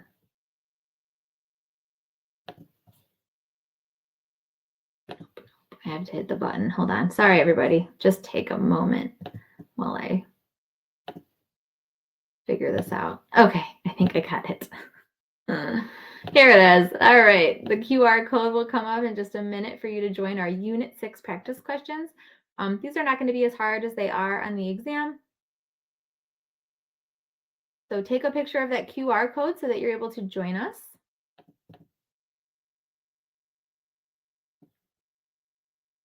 Again, these are just short multiple choice questions. They are not as difficult as the ones that are on the AP test, but it's a good practice for all of us.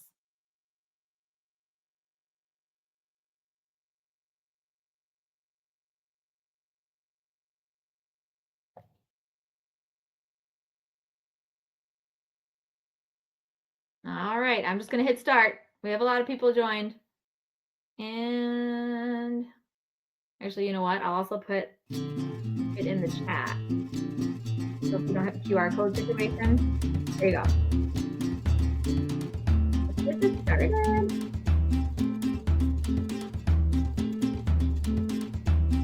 First questions about DNA replication. You got this.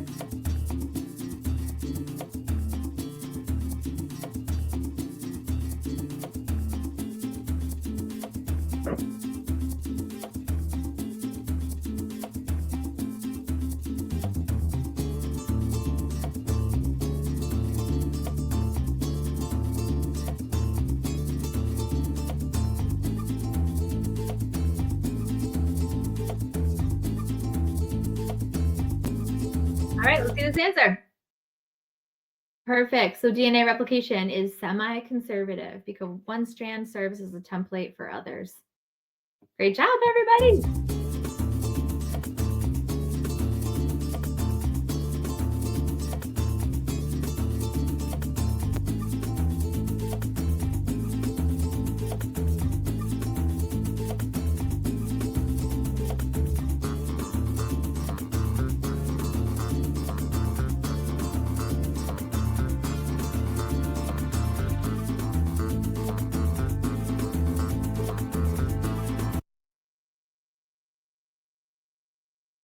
All right, good. So instead of having thymine in RNA, we have uracil.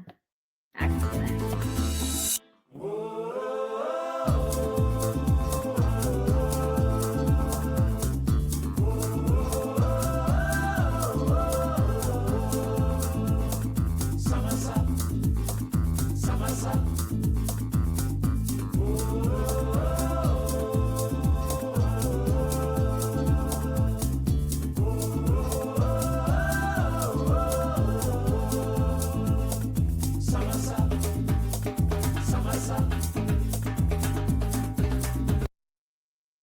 Amazing, 91% DNA, RNA, protein. Let's do a couple more. If I hit the next one, let's go.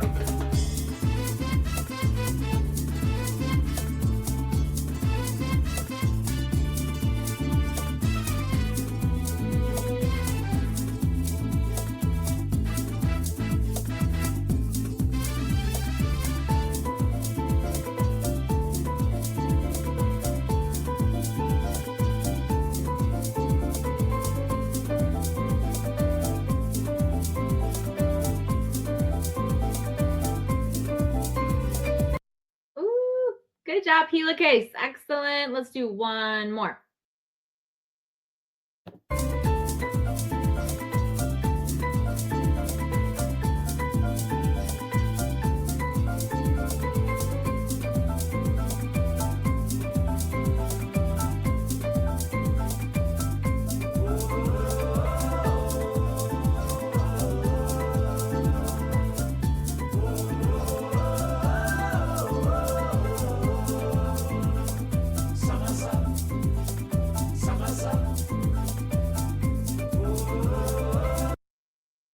Beautiful. Topoisomerase takes care of that messy supercoiling. So good job. I want you to know that for all of these quizzes, I do have more than 5 for us to take, but I am only doing 5 questions at a time right now so that we can make sure we get through all of our units. So if there's time at the end this evening, we will go ahead and open those quizzes back up and you can take them and we will talk about the answers. So really, really nice job. All right, how are we doing? Do we need a break? I'll make a little poll. Let me make a poll real quick.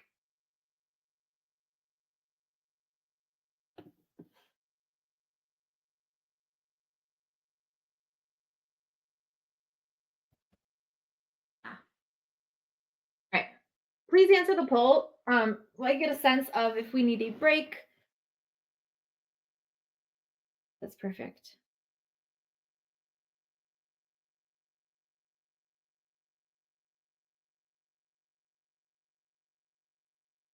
Okay, I don't know. Why did I get...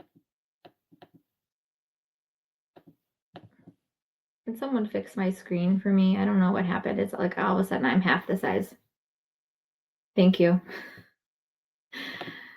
Okay, 75% of you want a break. I hear you. I hear you. So I'm gonna go ahead and do this 1.5-minute timer. I might set it twice so we get a good 3 minutes in. It's not gonna be a loud alarm clock. It's gonna be the sound of crickets at the end. Okay, so go ahead, go to the bathroom, do whatever you need to do. I'm also gonna go take a quick break. So again, it'll be the sound of crickets.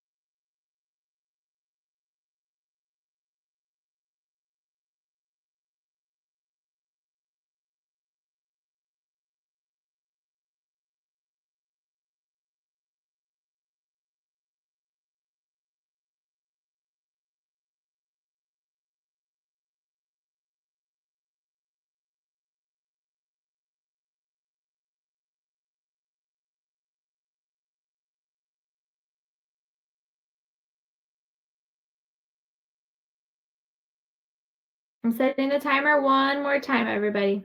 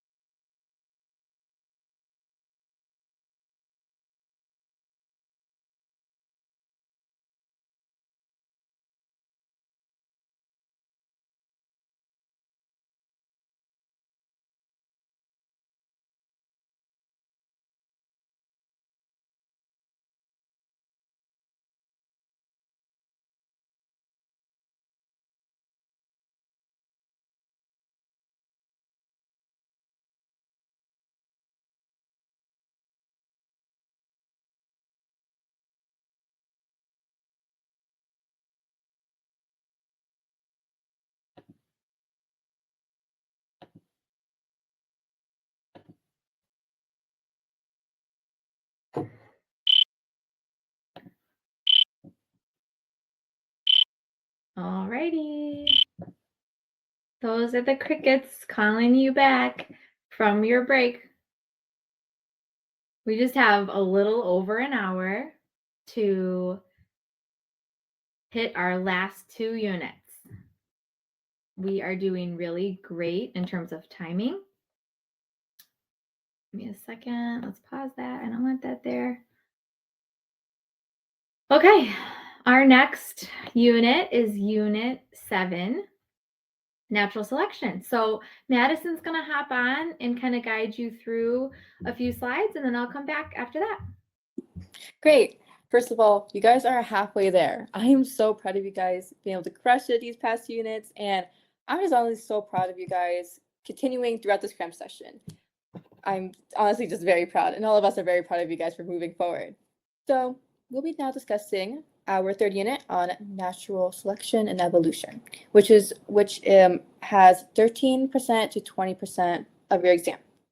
Next slide kind of shows you the key vocabulary. My apologies. The key vocabulary that you guys should know that we also recommend for this unit. However, if there is terms that you do not understand or unsure of, the Cram Hub is a great way to maybe be able to figure out some of these terms, as well as the resources Fiveable provides as well.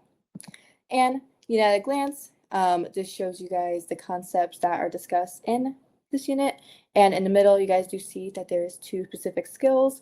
And if you guys are unsure and confused of these skills, we will be showing examples of both skills and will be addressed on nights 3 and 4. So do not fret. Now I'll give it over to Ms. Curry. Thank you. All right, so like Madison said, this unit is a larger portion of the exam, but in my opinion, I think it's one of the easier units to do well on. A lot of the things that Charles Darwin figured out and current evolutionary biologists, it makes sense, right? Like the evidence points to a conclusion that the average person would say, oh yeah, that does make sense. So the big things that I'm going to be going over tonight are natural selection, just because it's the baseline, right? And so if we don't have the fundamentals, if you think about it in sports, right? If you're all of a sudden just going to jump in, you really need to know the fundamentals. So that's the fundamental of evolution. And then I'm also going to really hit phylogeny, because evolutionary trees are on the exam, like most of the time. Watch the 1 year that I'm telling everyone, yes, let's know trees. It's not on the exam. I don't know. But it's a really good skill to have. It's a really good understanding to have. So let's make sure we talk about phylogeny.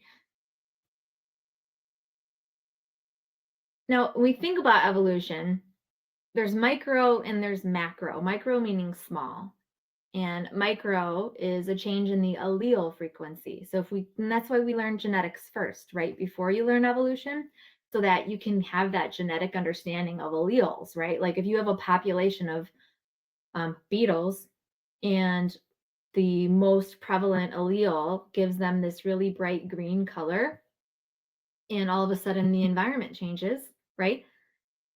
All of a sudden that large proportion of green alleles is at a disadvantage. And so maybe over time we'd see that change over time because the environment changed.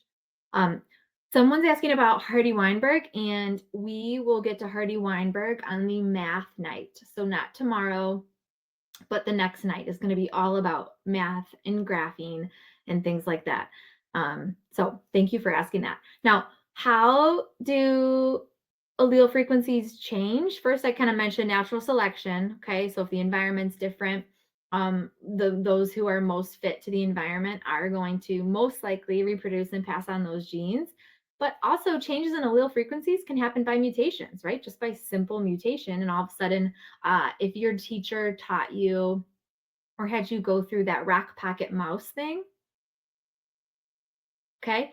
If you did rock pocket mouse, you probably watched a little bit of the video and how we've got like the lighter colored mice who were living on the sandy area, and then the black rock from the volcano had darker colored mice doing well.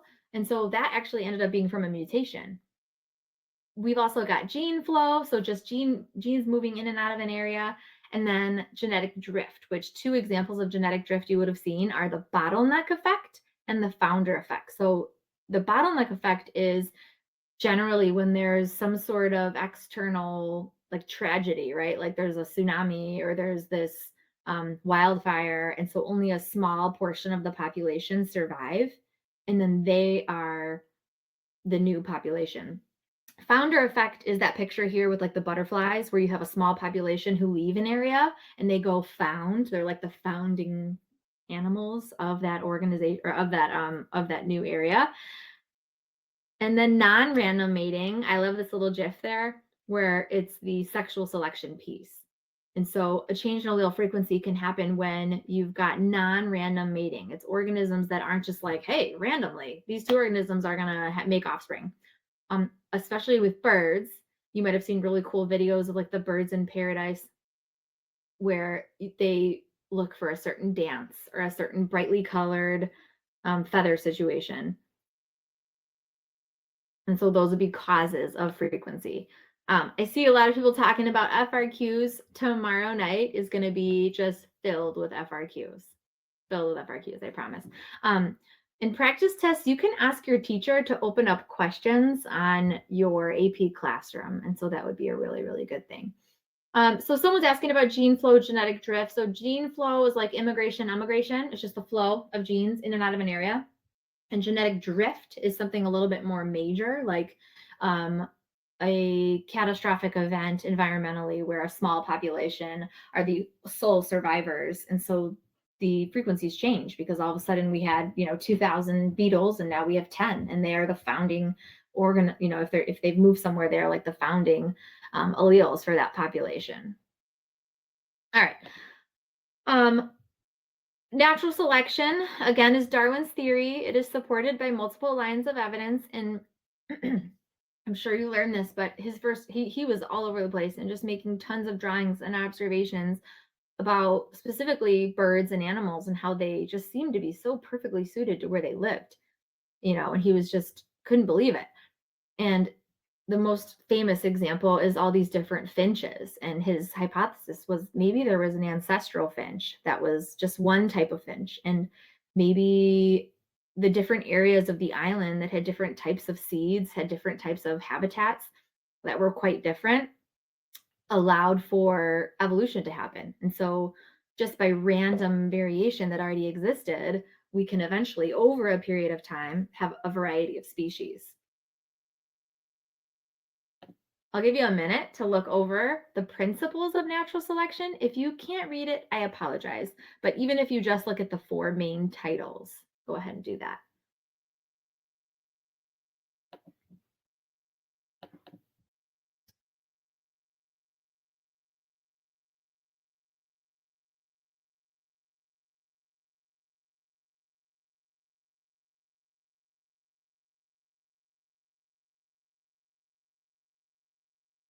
I gotta say, I love that I see all of you helping each other in the chat, answering questions. I really, really appreciate that. So natural selection has to do with environmental pressures, right? So I'll explain the picture, sure. So in a population, which a population is organisms that are of the same species living in the same area at the same time. Within a given population, there's going to be genetic variation. We know that because of meiosis, right? And from sexual reproduction, there's genetic variation because of that. So in this picture, it's showing a variety of insects of sorts. There's some blue, some green, some brown. And right now, with the ground being brown, the brown organisms have a better chance of surviving. And so the first part was variation. The second part is overproduction, which basically just means there's not enough resources for every single individual to survive. It's just a common sense thing of like, there's something that gives up. And maybe it's room for shelter. Maybe it's resources. Maybe it's finding a mate, right? It's not possible for all to survive. So because of that, selection takes place. And so in this case, it's a bird that can easily see the green and blue insects. Okay, so sometimes selection is from a predator, but sometimes selection happens because of competition, right? So competition for food or resources or mates. So it's not always about getting eaten, it's about just surviving. And sometimes sometimes it's the lack of food or the lack of shelter to survive, or it's the lack of having a trait that is okay with the environment. If all of a sudden there's a sudden drought and you're a plant that just so happens to be really susceptible to drought, then it's unlikely that your genes will continue on. Whereas if your variation happens to be, hey, I'm a plant that can do really well, then you'll survive in that drought a little bit better.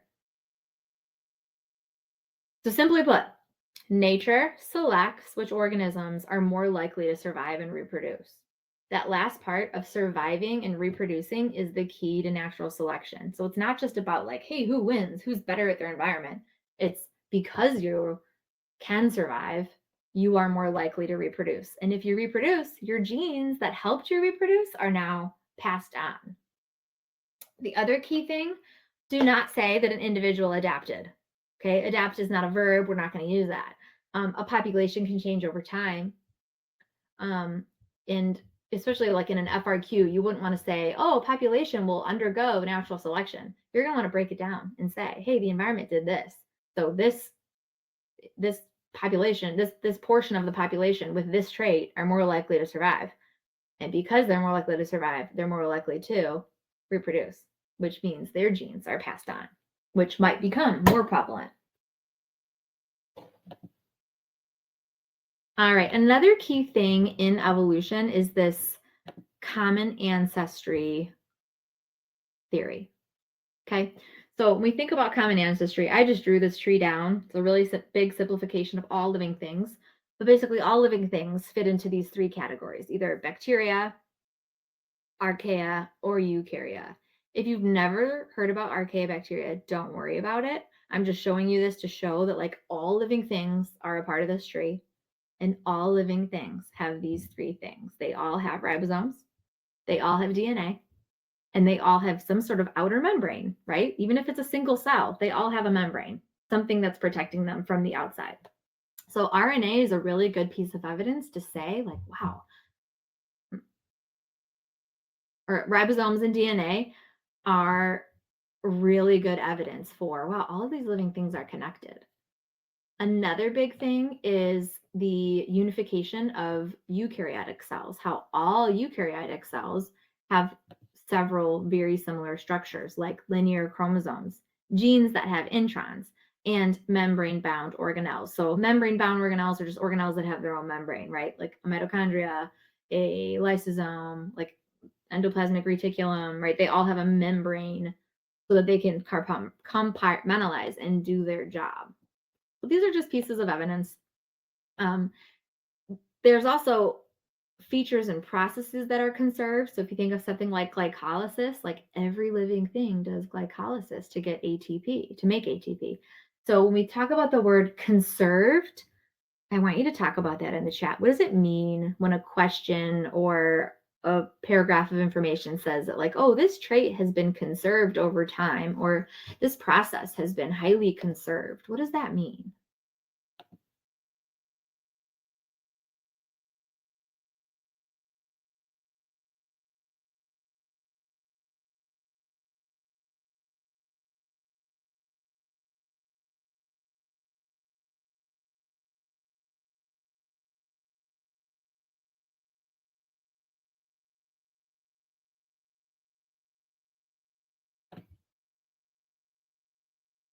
Yes, I love this. Some of you are saying it's maintained over generations, kept through generations. Yeah. Good. Good. Yeah. So conserved, and not just generations, but it's maintained, it's stayed relatively stable, right? The process itself, the thing itself has not changed much over millions of years. And so conserved, think about it like that. It's not just like from one generation to the next. It's like everything. It has this similar process or similar trait. All right, I'm going to jump into evidence of evolution for you all. So there's three main buckets when we talk about evidence of like, how do we know that things are changing over time? Well, at first we looked at fossils, right? We still do. But we're looking at layers and we're saying, hey, look, there's a similar thing from here and here, and it looks similar in the next level, but it's changed a little. We can also look at radiometric dating. And so they look at the rate of decay of carbon-14 is just an example. So they look at, You don't have to be able to calculate any of this, but carbon-14 is an isotope of carbon. And so there is a known decay rate. And so based on how much of the carbon is decayed, they can figure out mathematically, like if you take AP physics, I think you eventually get into that, they can tell you how old something is. Biochemical is where we're comparing DNA or RNA or protein. And so that can help indicate common ancestry and relatedness because, hey, if this whole sequence is nearly identical, that tells us something. That tells us that they're probably related or probably pretty closely related. And then another one is morphological. So that would be like your homologous structures you probably learned about, the vestigial structures, so those structures that don't have a function anymore, and analogous. Homologous structures are like the ones pictured. And that's why I put that picture there. So homologous means, wow, even though they don't necessarily look the same, they function very similarly. So for example, like in this picture, I know it's hard to see, but it's like each of those organisms has a long bone and then a segment with 2 bones and then a segment with small bones and then a segment with digits. Okay, so they have this same blueprint that it might function differently, right? Like if it's like the wing of a bat or something like that. I think I said it wrong. I think I said function the same. That was my bad. So the structure is similar. The function might be different. But the key thing for you to know here is not the definition. The key thing to know is that homologous structures can serve as evidence for evolution. Okay, or as common ancestry. All right. Some other evidence that evolution is ongoing, that it's not just like something that happened in the past that we dig up in some rocks, but we get new pathogens, right? Like COVID-19, right? There was changing pathogen. We also have antibiotic resistance. So we have these bacteria who are changing and they are being exposed to different things in nature, and then certain ones survive because they're more likely to, because they have resistance to it. We also have just changes in the genome over time. And then we can also just look at continuous change in the fossil record of things changing. And so that are all good evidence that evolution is ongoing. I'm going to jump into speciation. Speciation is when we are getting a new species. So formation of a new species. We should probably talk about what is a species, right? So we use the biological species concept most commonly accepted within science.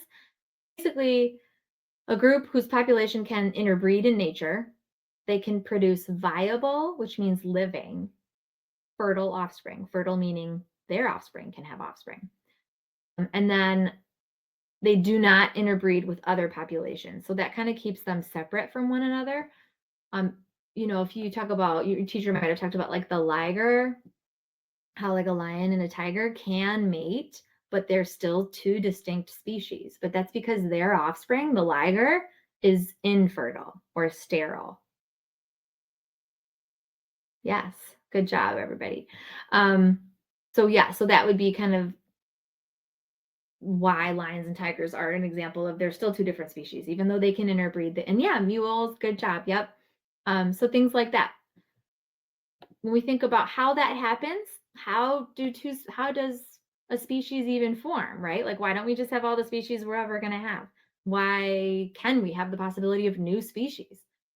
So how does this happen? Gene flow has to stop. So a population has to be isolated, either geographically, reproductively, temporally, so in terms of time, behaviorally. There's some sort of isolation that happens for long enough that breeding between other populations don't happen. And then just by natural changes in the genome over time, like mutations, even if they're small mutations that don't do anything, long enough time might happen where then they can no longer interbreed. All right, good.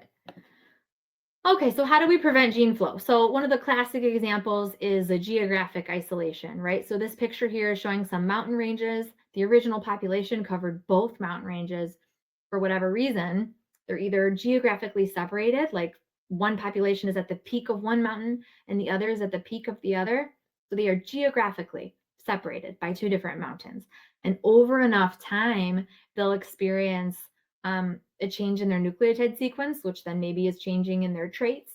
And then if we were to bring them back together, they would be reproductively isolated. And I'll talk about reproductive isolation in a minute. This picture, I know it's really small, but this is the sample of separating this population of flies and giving them different food sources and eventually trying to put them back together. But now they have kind of like a behavioral separation where then they like a different food source. And so potentially would become two new species, but that's like a lab example, not necessarily from what's happening right now. Sympatric speciation means it's happening like right next to each other. It's not happening allopatrically. Allopatric means it's happening away from each other. So allopatric, A for away. They're away from each other. So sympatric speciation means like, hey, these two populations are right alongside each other, but they still somehow became separate species. So this example here shows like there's different times of day or different times of the year where two things will be ready to create offspring. Like there are these flies that prefer two different types of fruit, and they are the same species, but they both prefer different fruit trees, and those two trees ripen at different times. And so they're actually going to be not even near the other population when they're ready to mate because they're interested in different food source. So, sorry. Okay, I'm jumping into evolutionary relationships. I saw somebody asked about like the difference between phylogeny and cladogram. Technically, yes, it's written in the AP curriculum that you should know the difference. So phylogeny and cladogram, they both look at evolutionary relationships. Phylogenetic trees can talk about population over time. So they might have some sort of like x-axis where it says like 50 million years ago, 5 million years ago, whatever. But I've never seen it like explicitly tested before. And the goal is not to trip you up. So it's fine if you think of them as the same, but there is that little tiny distinction. But either way, they're showing relationships. Your outgroup is going to be the one. Oh, I'm not going to tell you that. Oh, never mind. It's already there. So the outgroup is the one that's kind of like on the outside, right? The least related to everyone else. So I always start by just trying to identify the outgroup, which one is least related. The ones that share a node are going to be more closely related. So let me see if I can pull that up for you. Here we go. Oh, let's see if I can do this. I think I can. Okay. Hopefully you see my laser pointer. So these little points here are your nodes. Right here is a node. Right here is a node. Okay. And at these points, this node right here, A and B could be on opposite sides, and it does not change the phylogeny. Right? They're still coming from that same separation, that same divergence right here. Also, these boxy looking ones, it's showing the same thing, but just some people prefer one or the other. So to construct trees, how do you do it? Well, long ago, they just used physical stuff. They said, oh, look, all these organisms have a backbone. Some of these organisms have lungs. Only a few have amniotic eggs. Only a few have this, and only one has that. And then they put them on trees to say like, hey, look at this evidence we have that, they're similar. Most reliable data is going to come from DNA and amino acid sequences, right? Because that's like in the cell. We're at the cellular level and it's coming from there. So I'm going to give you a second. Ooh, I got to make a poll. So look at that diagram and tell me which one is the out group. Hold on, I'm going to make a poll. Hold on.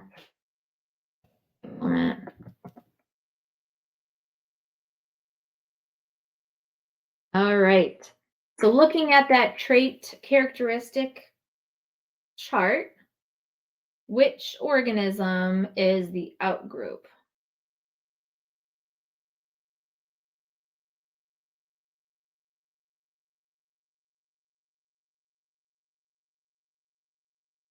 Amazing. You're all so good. It's great. Wonderful. So a lot of you said, be the fish, right? So I would draw my tree with the fish way off to the left, and I'd say, you're the outgroup. And then I'd draw my other line to the right, and then just kind of keep working with, okay, who's the next least related, right? So like looking at this chart, I would say, wow, well, look at the frog. This one has only 2 shared characteristics with everyone. So I'd put the frog next, and then so on and so forth. Excellent job. All right. So this is an FRQ that we're going to work through tomorrow, but I wanted to show it to you. This is from 2015. They even give the template for the tree, which they've done that the last few years. So for those of you who kind of are really worried about just drawing a tree out of nowhere, they have been giving the template. That doesn't guarantee that they'll continue to, but that makes me really happy, because then it's not getting at, do you know how to actually draw the lines? It's, do you know how to place the organisms? So this one, I want you to just take a look at here, how it's talking about the number of amino acid differences. So we're not looking at similarities, we're looking at differences. So let's find the outgroup. This one looks funky because it's got all these weird names. And we're like, oh, shoot. So 0 and 0 means there's no differences. So E. ferus and E. ferus, that makes sense because they're the same species. We've got E. ferus and D. polylepis. That's 21 differences. So keep looking and try to figure out who's the outgroup. Who's the one that's most different?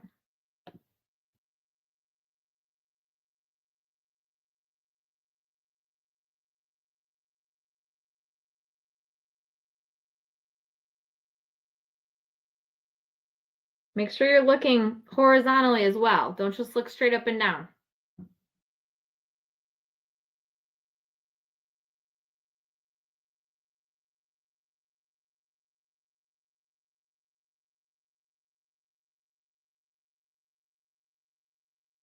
Okay.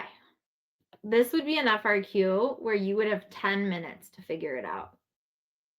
And I know a lot of you are saying this one, E. africanus, because you probably you were looking vertically and you saw the 20 and you're like, ooh, 20, 10, and 12, those are all pretty big differences. And I agree, those are.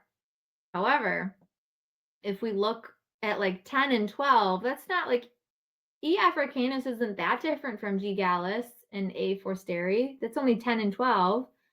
But if I look to my left, it's D. polylepis is 17 differences with A. forsteri, 18 differences with G. gallus, and 21 differences with D. polylepis, or with E. ferus.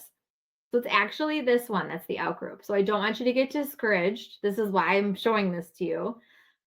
So when you see something and you're like, oh, 20, yes, that's got to be it. Look at the whole picture, right? Let the evidence speak for itself. Make sure that all the evidence is supporting your first claim that E. africanus is. Again, we're going to solve that tomorrow night. Here's another one. This is saying divergence in percent of mitochondrial DNA sequences. So again, we're looking at mitochondria DNA sequences. This is going to be DNA from their mothers. And they give you a really nice tree and they want you to construct your diagram. And it actually even gives you the outgroup here.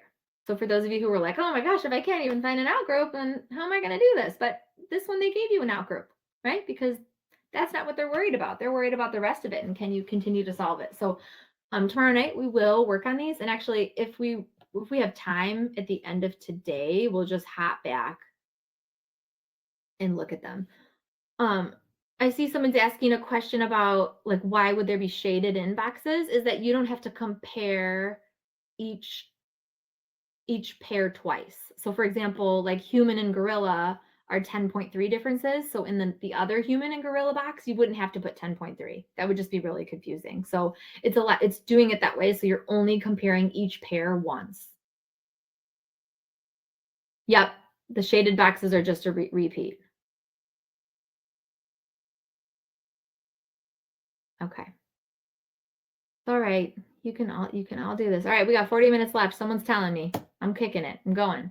All right, here's another example of like an application question. They might just give you the tree, right? And they're saying, hey, look, we've got all these different types of photosynthetic organisms, flowering plants, gymnosperms, which is just a fancy term for like conifers or like pine trees. You've got ferns, you've got mosses, blah, blah, blah, all these other things. And down here, I just wanted you to look at, so hopefully you're looking at your screen and can see my little red thing. We've got these traits that happen, okay? So here's your common ancestor at the way bottom. Now, as things change over time, this embryo protection trait comes about. Everybody after this also has embryo protection. So even though it's only listed there once, everything above that, so from liver where it's on, are going to have that. Same thing with apical growth, okay? Apical growth, here we go. It doesn't matter. Do you know what apical growth is? Doesn't matter. But you can read this and say, yeah, I know which ones have apical growth. It's everything after that.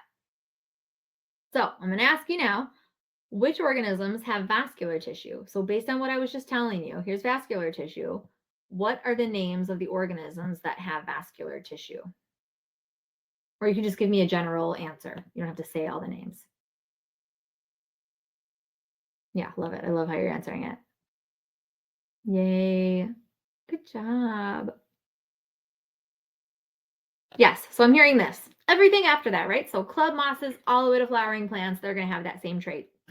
And this is just another application thing where they might say like, hey, which organisms have this trait? Or, hey, this trait happened here. Where would you place it? Place it right there, right? Right. I'm going to quickly go over origin of life, and then we're going to move on to ecology. So unit 8 is where we're headed. So origin of life, you need to be able to describe the scientific evidence that provides the support for models of the origin of life, because we don't know like for sure how the origin of life happened. We have a lot of experiments and a lot of evidence. So here's a good timeline that you should be aware of, right? That the Earth formed about 4.6 billion years ago. The earliest fossil wasn't found, or isn't when they dated it to see how old it was. It was 3.5 billion years old. Oh, I have a typo, sorry. The Earth was too hostile before 3.9 billion years ago. So before that, that was like no way that life could form. So it was life began between 3.4 to 3.9 billion years ago. And it didn't just start with animals and plants, right? It was small organisms. There wasn't even enough oxygen. So thankful to photosynthetic organisms, oxygen became more abundant in the atmosphere. And so what the models are for how they are determining how life started, the idea is that there were these inorganic precursors that assembled into organic molecules. So organic meaning like, your carbon-based molecules, like your, kind of the precursors of your organic macromolecules. And then the other ideas, another model is that organic molecules could have been brought here by a meteorite. So the scientific evidence is written there. Experiments have shown that it's possible to form organic molecules with similar components present on early Earth. You might have learned about the Miller-Urey experiment, which is pretty famous. But basically what they did was they tried to simulate what early life was like, right? There was lightning, is the energy source here. They've got some gases from the primitive atmosphere. So some NH3, H2, water. And they were able to show that, hey, look, these small organic molecules were made from this experiment. And so that's just some evidence on some ideas of how this happened. Okay, that is it for evolution. Again, we didn't cover everything, right? Like we just couldn't. So I am going to give everybody another quick break. Or actually, no, just kidding. I'm going to do practice questions first. Let's do some practice questions and then we'll do a break. So I am going to go to the Unit 7 practice questions, and I'm going to be a better host, and I'm going to put it in the chat instead of a QR code. All right, so if that chat works, hopefully you'll get to your practice. I will start it. I know I'm tired too. We can do this. We're almost done. We're almost done, Nadia.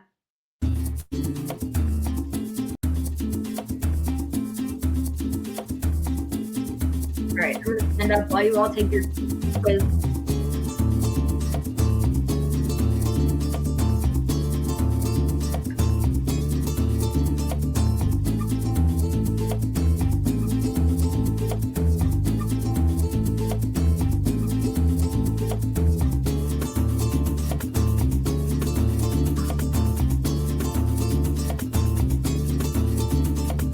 For time purposes, I'm just going to reveal the answer. Thank you for those of you who Answered. Okay. If I had to summarize evolution in one sentence, what would be the best way to explain it? And D is correct. Yeah. Populations of organisms changing over time. The reason A is not correct, we don't say one adapt. Remember how I said adapt isn't really a verb? An adaptation is a thing, is a structure or a trait that is genetically derived that becomes more abundant and serves a purpose. But really be careful about talking about one thing adapting. It's not like, oh, we have to adapt because all of a sudden this change happened, right? Like that it is a population changing over time. Really good job. Let's do a couple more.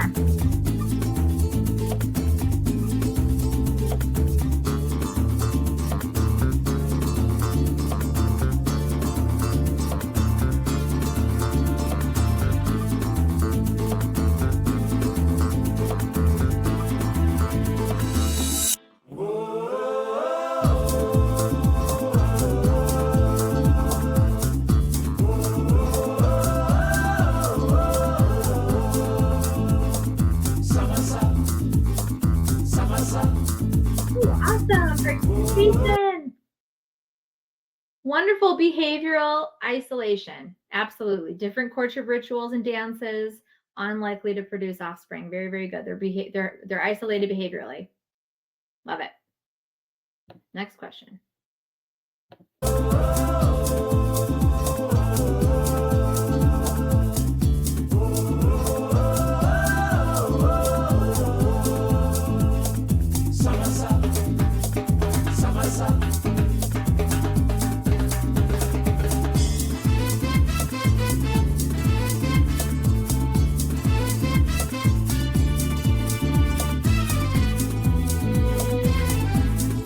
Weird wording. So, oh, you are also smart.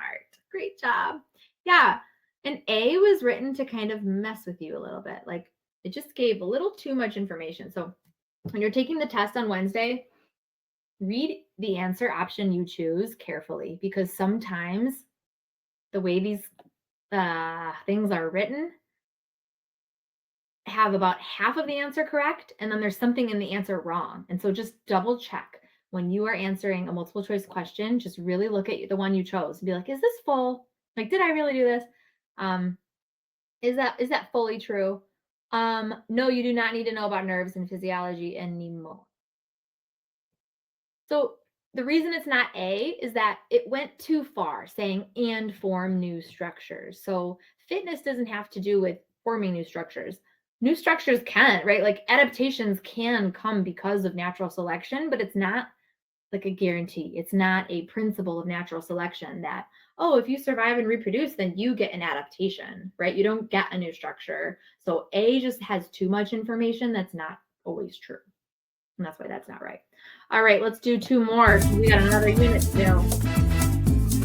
What 94%. I love it. Okay, so plants contain a variety of pigments capable of absorbing light. Why is this biologically beneficial? D is the answer. Different pigments absorbing varying lengths give plants a broader range for light absorption. Kind of goes along with like why genetic diversity is good too. It's like having a multiple set of options for survival is always good. All right, let's do one more.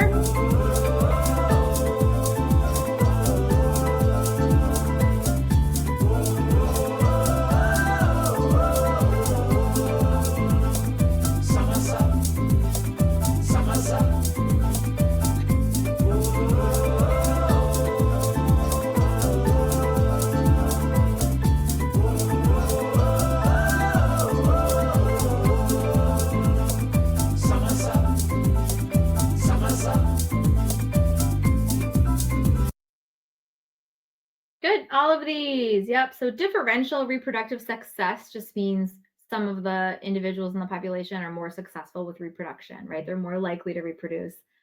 Struggle to survive competition, that's that not everybody can survive, right? Not every single organism survive. And then genetic variation has to exist. If everything is a clone of each other, then there is going to be no nature selecting anything, because everything's going to be able to survive and reproduce. So excellent job. I love it. I'm going to get my screen back up and we will finish this out. We are doing so well. We have one more unit. And again, we're doing 30 minutes per unit. Oh, all right. I'm going to, well, sorry. Hold on. Ta-da. All right, I am going to stop talking for a minute and let Madison take over for you. We're going to skip our break, okay? Everybody, we can do it. I believe in you. Great. Before I go really quickly, congratulations for crushing the 3rd unit. You guys got this. Keep it going for our last unit. So our last unit is on ecology. So the next slide kind of shows you guys the key vocabulary of the unit. And remember that these terms will be mostly placed on like application-based questions. So you got this. Do not fret about if you may not know some of these terms. And looking at the unit at a glance, there will be the concepts. Oh, sorry. Yep, I'm having technical difficulties. I'll get it going for you in just a second. It's loading. No worries.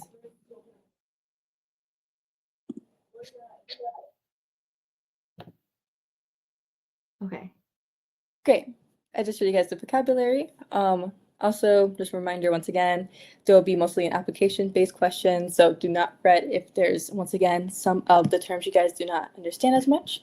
The next slide is just showing a unit at a glance. The highlighted words are the big topics we'll be mainly covering throughout this unit primarily. And on the side, you also see the topics that will be discussed as well.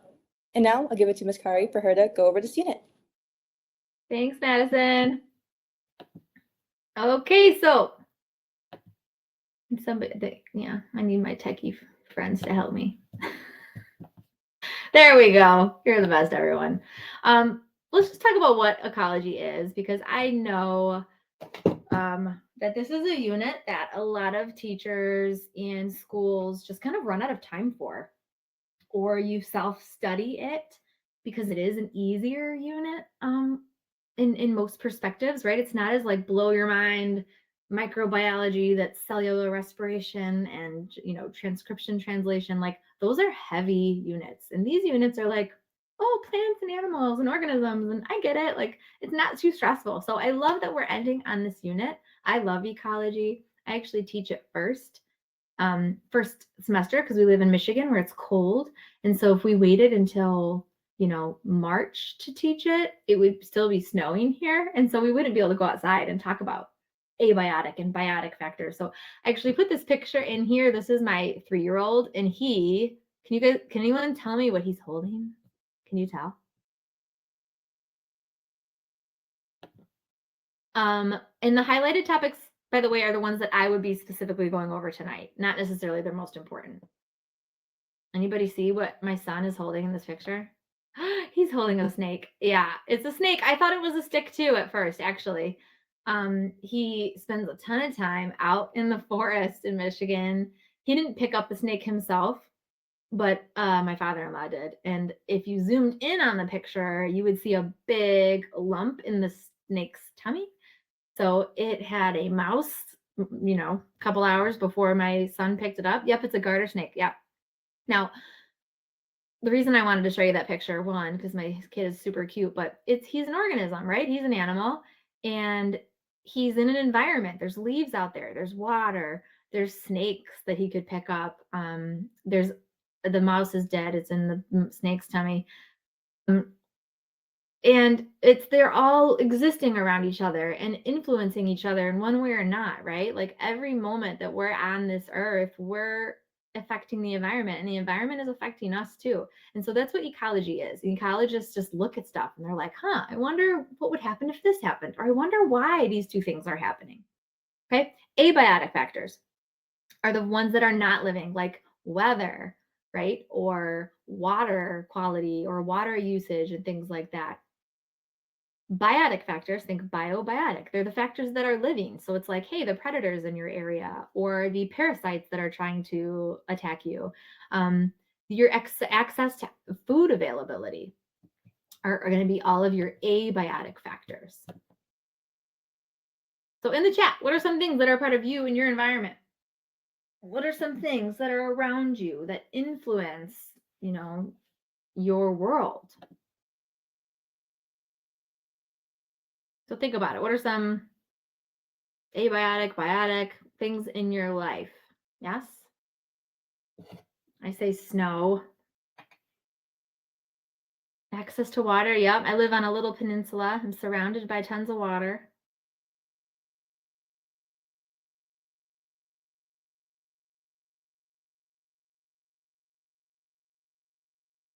Music. Yeah. Your phone. Those are all abiotic things. Grass. Hopefully you eat, right? You have access to food. Awesome. Thanks for sharing. Other things we want to think about when we think about ecological frameworks. We can look at individuals. Like we can just study an individual organism and how it interacts with its environment. We can also zoom out to the population. So I love elephants, if you can't tell, which is why these are all here. Well, elephant population would be same species, same place, same time. So we could study a specific individual population. Okay. Community is zooming out a little more. We're looking at, hey, there's elephants interacting with zebras and interacting with all sorts of different populations of organisms. So we're zooming out a little more. The final thing we zoom out, at least for this class, is ecosystem. And so ecosystem is where that abiotic factor comes in. Okay, so abiotic factor does not come in until your ecosystem level. Okay, moving on. Oh no, I'm not going to have you type it in the chat, even though it says to, just because we don't have a lot of time. But you think about like, how do you respond to your environment? Like if you're in a classroom and the lights are kind of dim and somebody comes in and turns on all the lights, right? What happens to your body? Or if out of nowhere you get startled, right? Like someone jumps out to scare you, right? Your body reacts, right? Something changes. And so organisms respond to their environment too, based on different cues and different mechanisms. So like if you're a plant, right? You will bend, you'll respond physiologically to bend toward that light. Responses can be behavioral, like I said, like if you get startled, you could jump and scream. But physiologically, if you've ever been scared, like really scared, like somebody's jumped out at you and you didn't realize it, or you were actually scared because you were, you heard something in another room and you thought someone was in there and it freaked you out, like your insides react too. Like, or even just think about this on exam day, everyone. Some of you might feel like sweaty, or you might have like a really bad stomach ache because your nerves, right? You're responding to your environment, right? It freaks you out. So we look at this. Yeah, you get that awful stomach feeling. I hate that. It's the worst. But there are a lot of behaviors are there to help favor our survival and reproduction. So we think of parent and offspring interaction. So we have, certain animals that really take care of their offspring. Kin selection is an example. These are all things that you do not need to know as far as memorizing, but if you are given a description of organisms behaving in a way, tie it into natural selection, right? Like that behavior is there for a reason. You might have learned about altruism, which is like sacrificing, like the meerkats, the ones that have to stand up really tall, like they're acting altruistically because they are they're looking out for predators, but if a predator is there, they're the first one that's going to be taken. So all these behaviors are there to help improve survival of the group. And again, it's just right there. Natural selection favors behaviors that increase survival and reproduction. I'm going to move on from behavior and go into energy. Something that you should know is that all living things require a constant input of energy, but you got to think about what happens if the balance is off.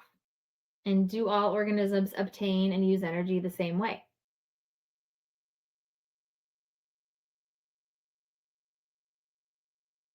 Yes, I loved when Taylor Swift put altruism into her lyrics because they were actually accurate. It was pretty good.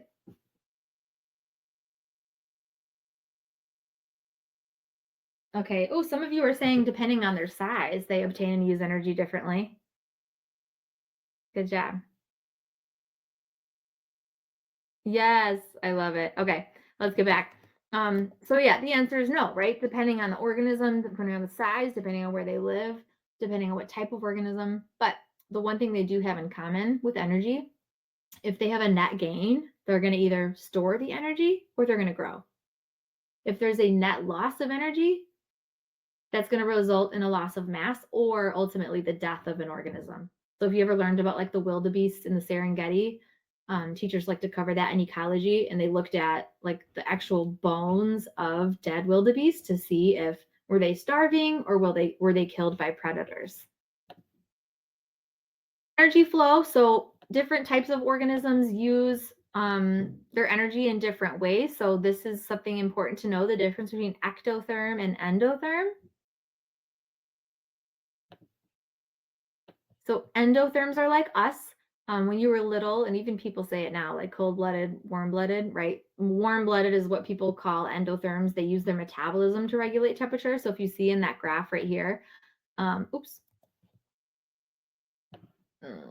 where's my laser? Here it is. This graph right here, the human's body temperature is like staying pretty stable, even if the day goes on and it's hot and cold as the day moves. Whereas a fish, an ectotherm, they have to rely on their behavior because if their environment changes in temperature, they're going to change right along with it. Here's another picture, and I'm going to put I'm going to put a poll up here. So take a second and read that while I put up the poll.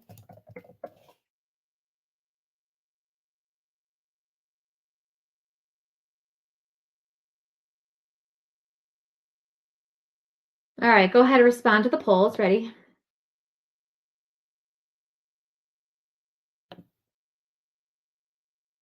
Mm-hmm.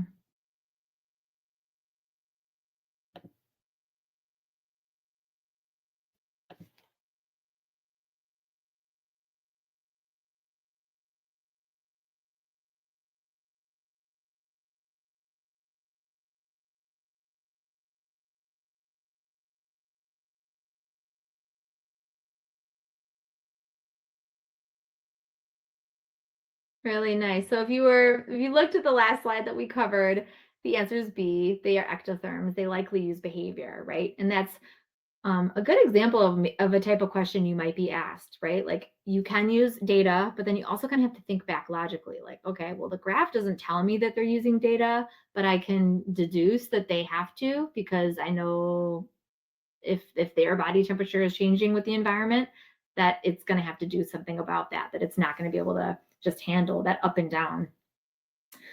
Another thing that we look at is metabolic rate in this indirect relationship where if you have something really big like an elephant, it has a really low metabolic rate, which means it's not burning through its food resources very quickly. Whereas something like a mouse, right, has a really fast metabolism, super fast, just burns right through it. And you just got to think about like, why does that make sense? Like, why does it make sense to have something really big have a really slow metabolism? Like, what would that mean for an elephant for it to have a metabolism that was super fast? And why would that not be a good thing?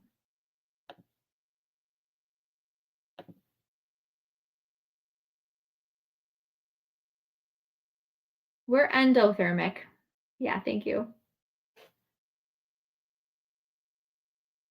Yes.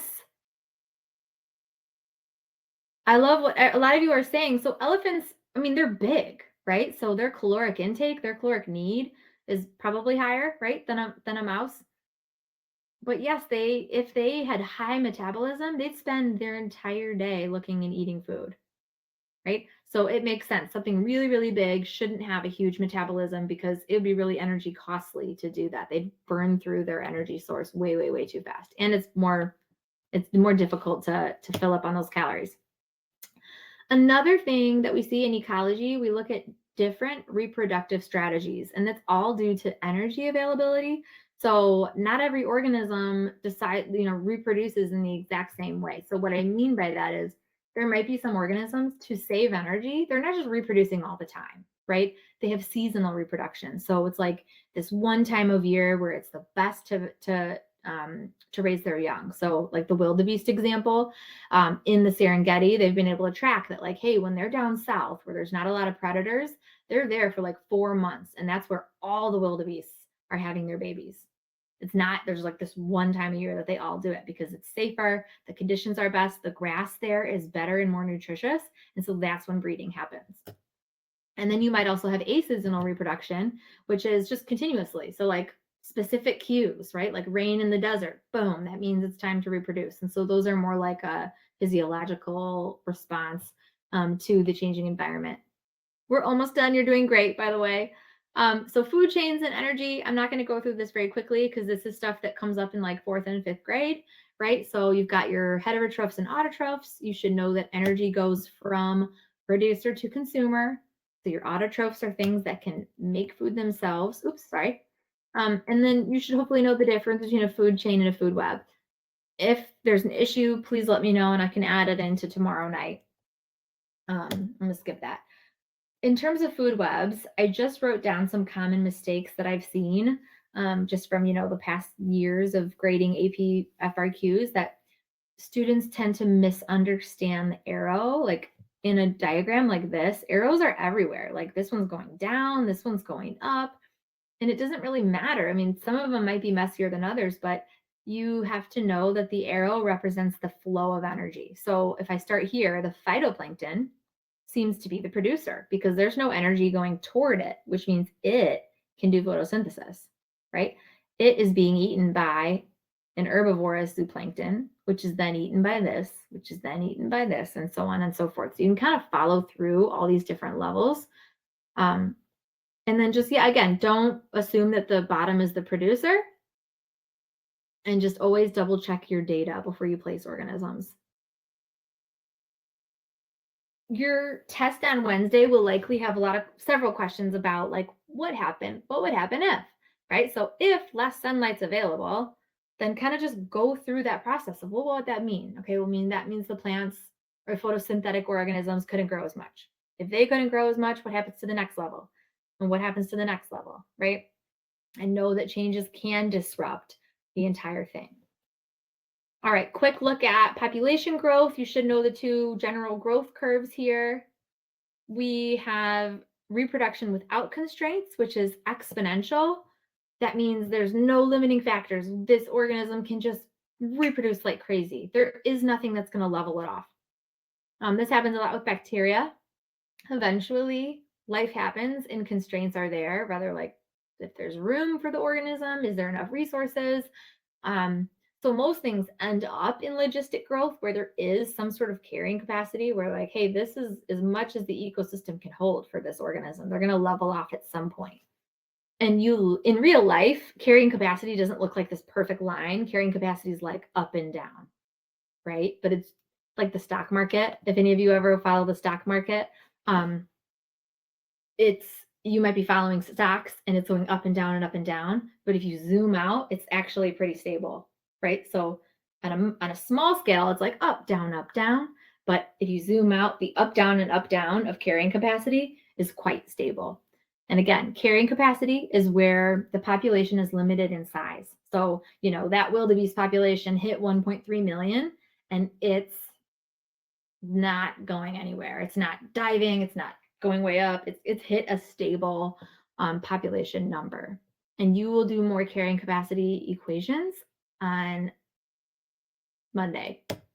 Okay, some limiting factors that do keep populations at bay. We've got density dependent, which basically just means the more organisms you have together, the more that factor would affect them, right? So like if a bunch of wildebeests are together, I think that's what these are, and disease comes through, well, if they're really dense, if they're all together, then that disease is going to spread quite large, right? But if it's not a very dense population and they're really spread out, disease isn't going to hurt them as much because they're not close together. It was very similar to when COVID happened. And remember, the cities is where it was really hurting people the most, right? If you lived in the middle of nowhere, your chances of getting COVID were not as bad. But if you lived in downtown Chicago, it was scarier, right? Because it was density dependent, and that was what we were living with, right? Some density independent factors would be like, hey, it doesn't matter where what your population is like. If you're spread out or really closed in, it's going to affect you the same, right? So a big drought comes in, bad weather, floods, fire. It's going to affect the per capita growth rate regardless of the density. All right, we are doing so good. We have got 9 minutes. We can do this. All right, so these equations are going to be on the test, right? Mrs. Shoemate will go over them on Monday, okay? And you're going to do wonderfully with them. And if there's still confusion after her night, we will add them to night 5. So Tuesday night, we can always go over math one more time. Okay, I'm going to skip the practice question because we've got to go because we're getting it tomorrow. Last big topic is biodiversity. Now, we think about what diversity is, and it's different, and like having lots of different variations. And so we're talking about biodiversity. We're talking about like all the different species in an ecosystem. So some scenarios that would influence species diversity are going to be changes to the environment, natural disasters, and then large scale changes to a specific population. So for example, if like the keystone species, like the sea otter, if anybody knows about the sea otter, how it's a keystone species where it lives, if the sea otter were to change in terms of like plummet, the entire local ecosystem would fall apart. And so not only are they really cute, but they're a keystone species. So keystone is like, I think it's from like an architecture thing where it's like if you built something up, the keystone is the one that's like holding everything together, kind of like a cornerstone.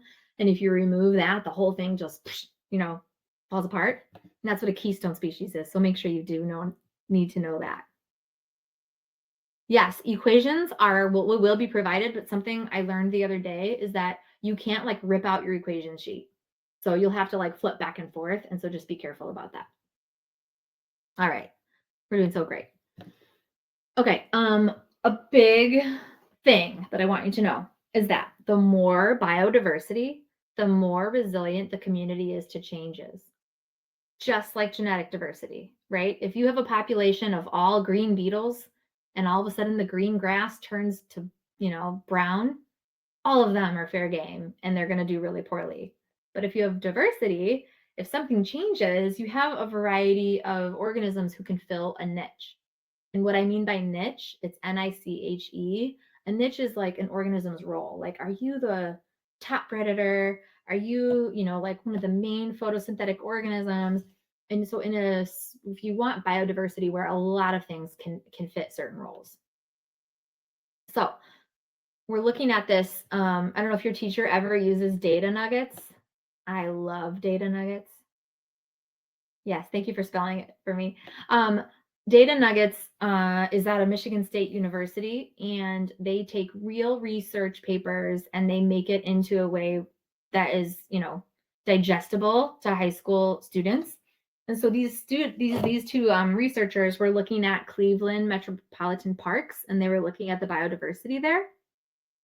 So they've got Park A and Park B. This is just obviously cartoon drawing, but they considered both species richness, which is the number of different species present. Like, oh, we've got 4 different species total or 5 different types of species. But then they also looked at evenness. So is one species more abundant than others? So you can see here, Park A and Park B, they both have the same species, right? They've got, what is that? Coyote, a deer, an opossum, and a squirrel. They've got the same 4 species, but which one's most biodiverse? And you could do an equation, right? We could do Simpson's diversity equation, and maybe I'll give this picture to Mrs. Shoemate to throw in so you can actually calculate it. But it's gonna be Park B. Yeah, I love it. Great job, everybody. It's Park B, right? They've got a richer biodiversity because not only it's just about like, oh, we've got 4 different species, they have more of each that are equally represented. And so that's going to give them more biodiversity, which means, hey, if something happens in this environment, they're going to be more resilient. Okay, it's time for our practice questions, everybody. We'll just do a couple for Unit 8 because I know my student hosts wants to give you some tips and tricks and good lucks. We're almost done. Unit 8 practice quiz. Let's do this. I'll type it in the chat. Give me a moment. We have 5 minutes, 4 minutes. We can do this.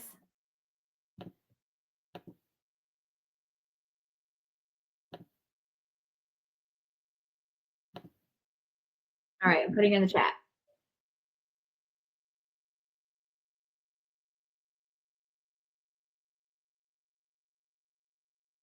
So funny. You all love this song. Cracking me up.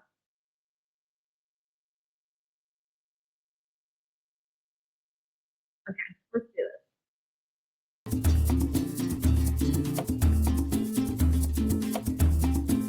it. Ooh, I didn't cover this explicitly. That is though.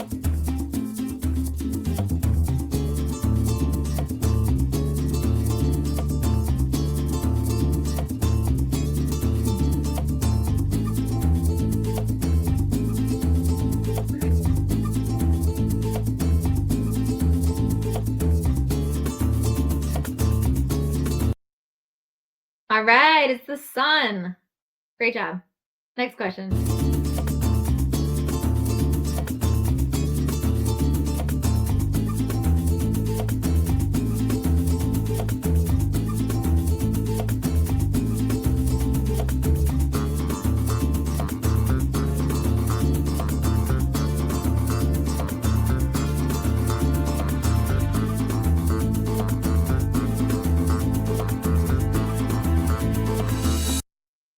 The consumer. Good job. Arrow points to the consumer.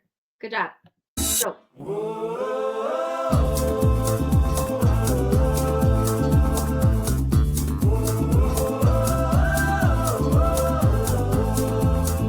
Got this. My goodness. Woo!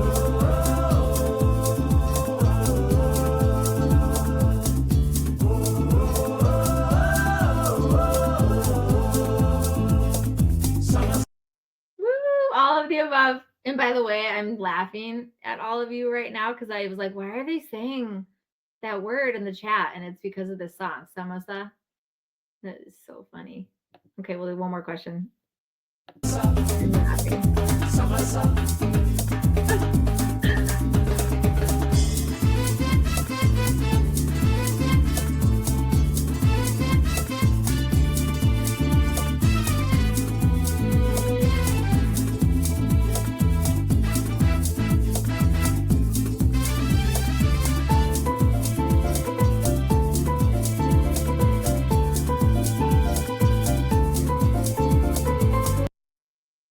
Great job. All right, this question.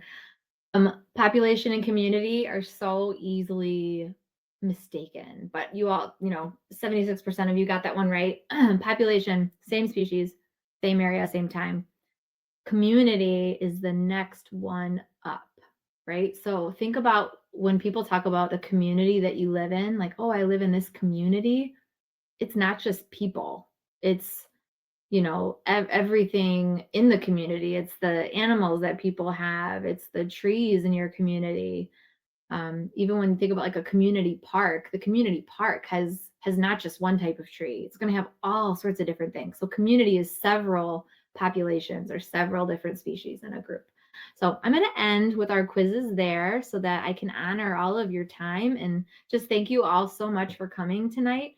I know that our student host wanted to just give you a quick word of encouragement before we leave. So let me just get that over. Hold on. All right, student hosts. Great. I can go first. First of all, congratulations, everyone. You guys have finished the second day of these cram sessions.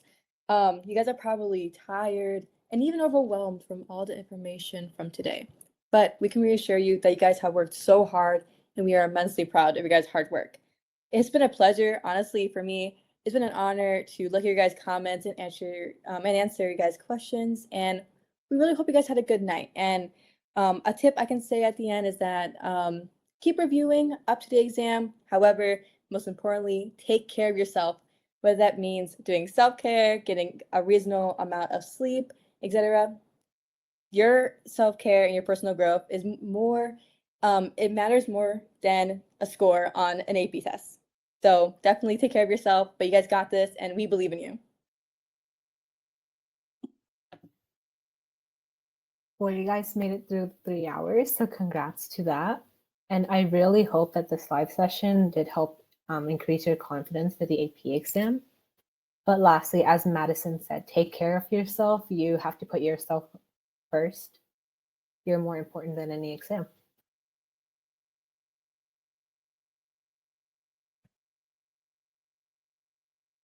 Amazing. Thank you all so much for being here. I loved it. This was so fun. I will be back here tomorrow night at 7 Eastern to do tons of practice problems. So bring paper, bring pencil, and get ready to do practice. And also just shout out to Jeffrey, who was on the chat and just answering all your questions. They came in just so quickly. And so our host, Jeffrey, was handling that for us. I really appreciate it. And other hosts as well. So thanks, everybody. Have a great night. I'm going to go ahead and stop the stream. Have a great night.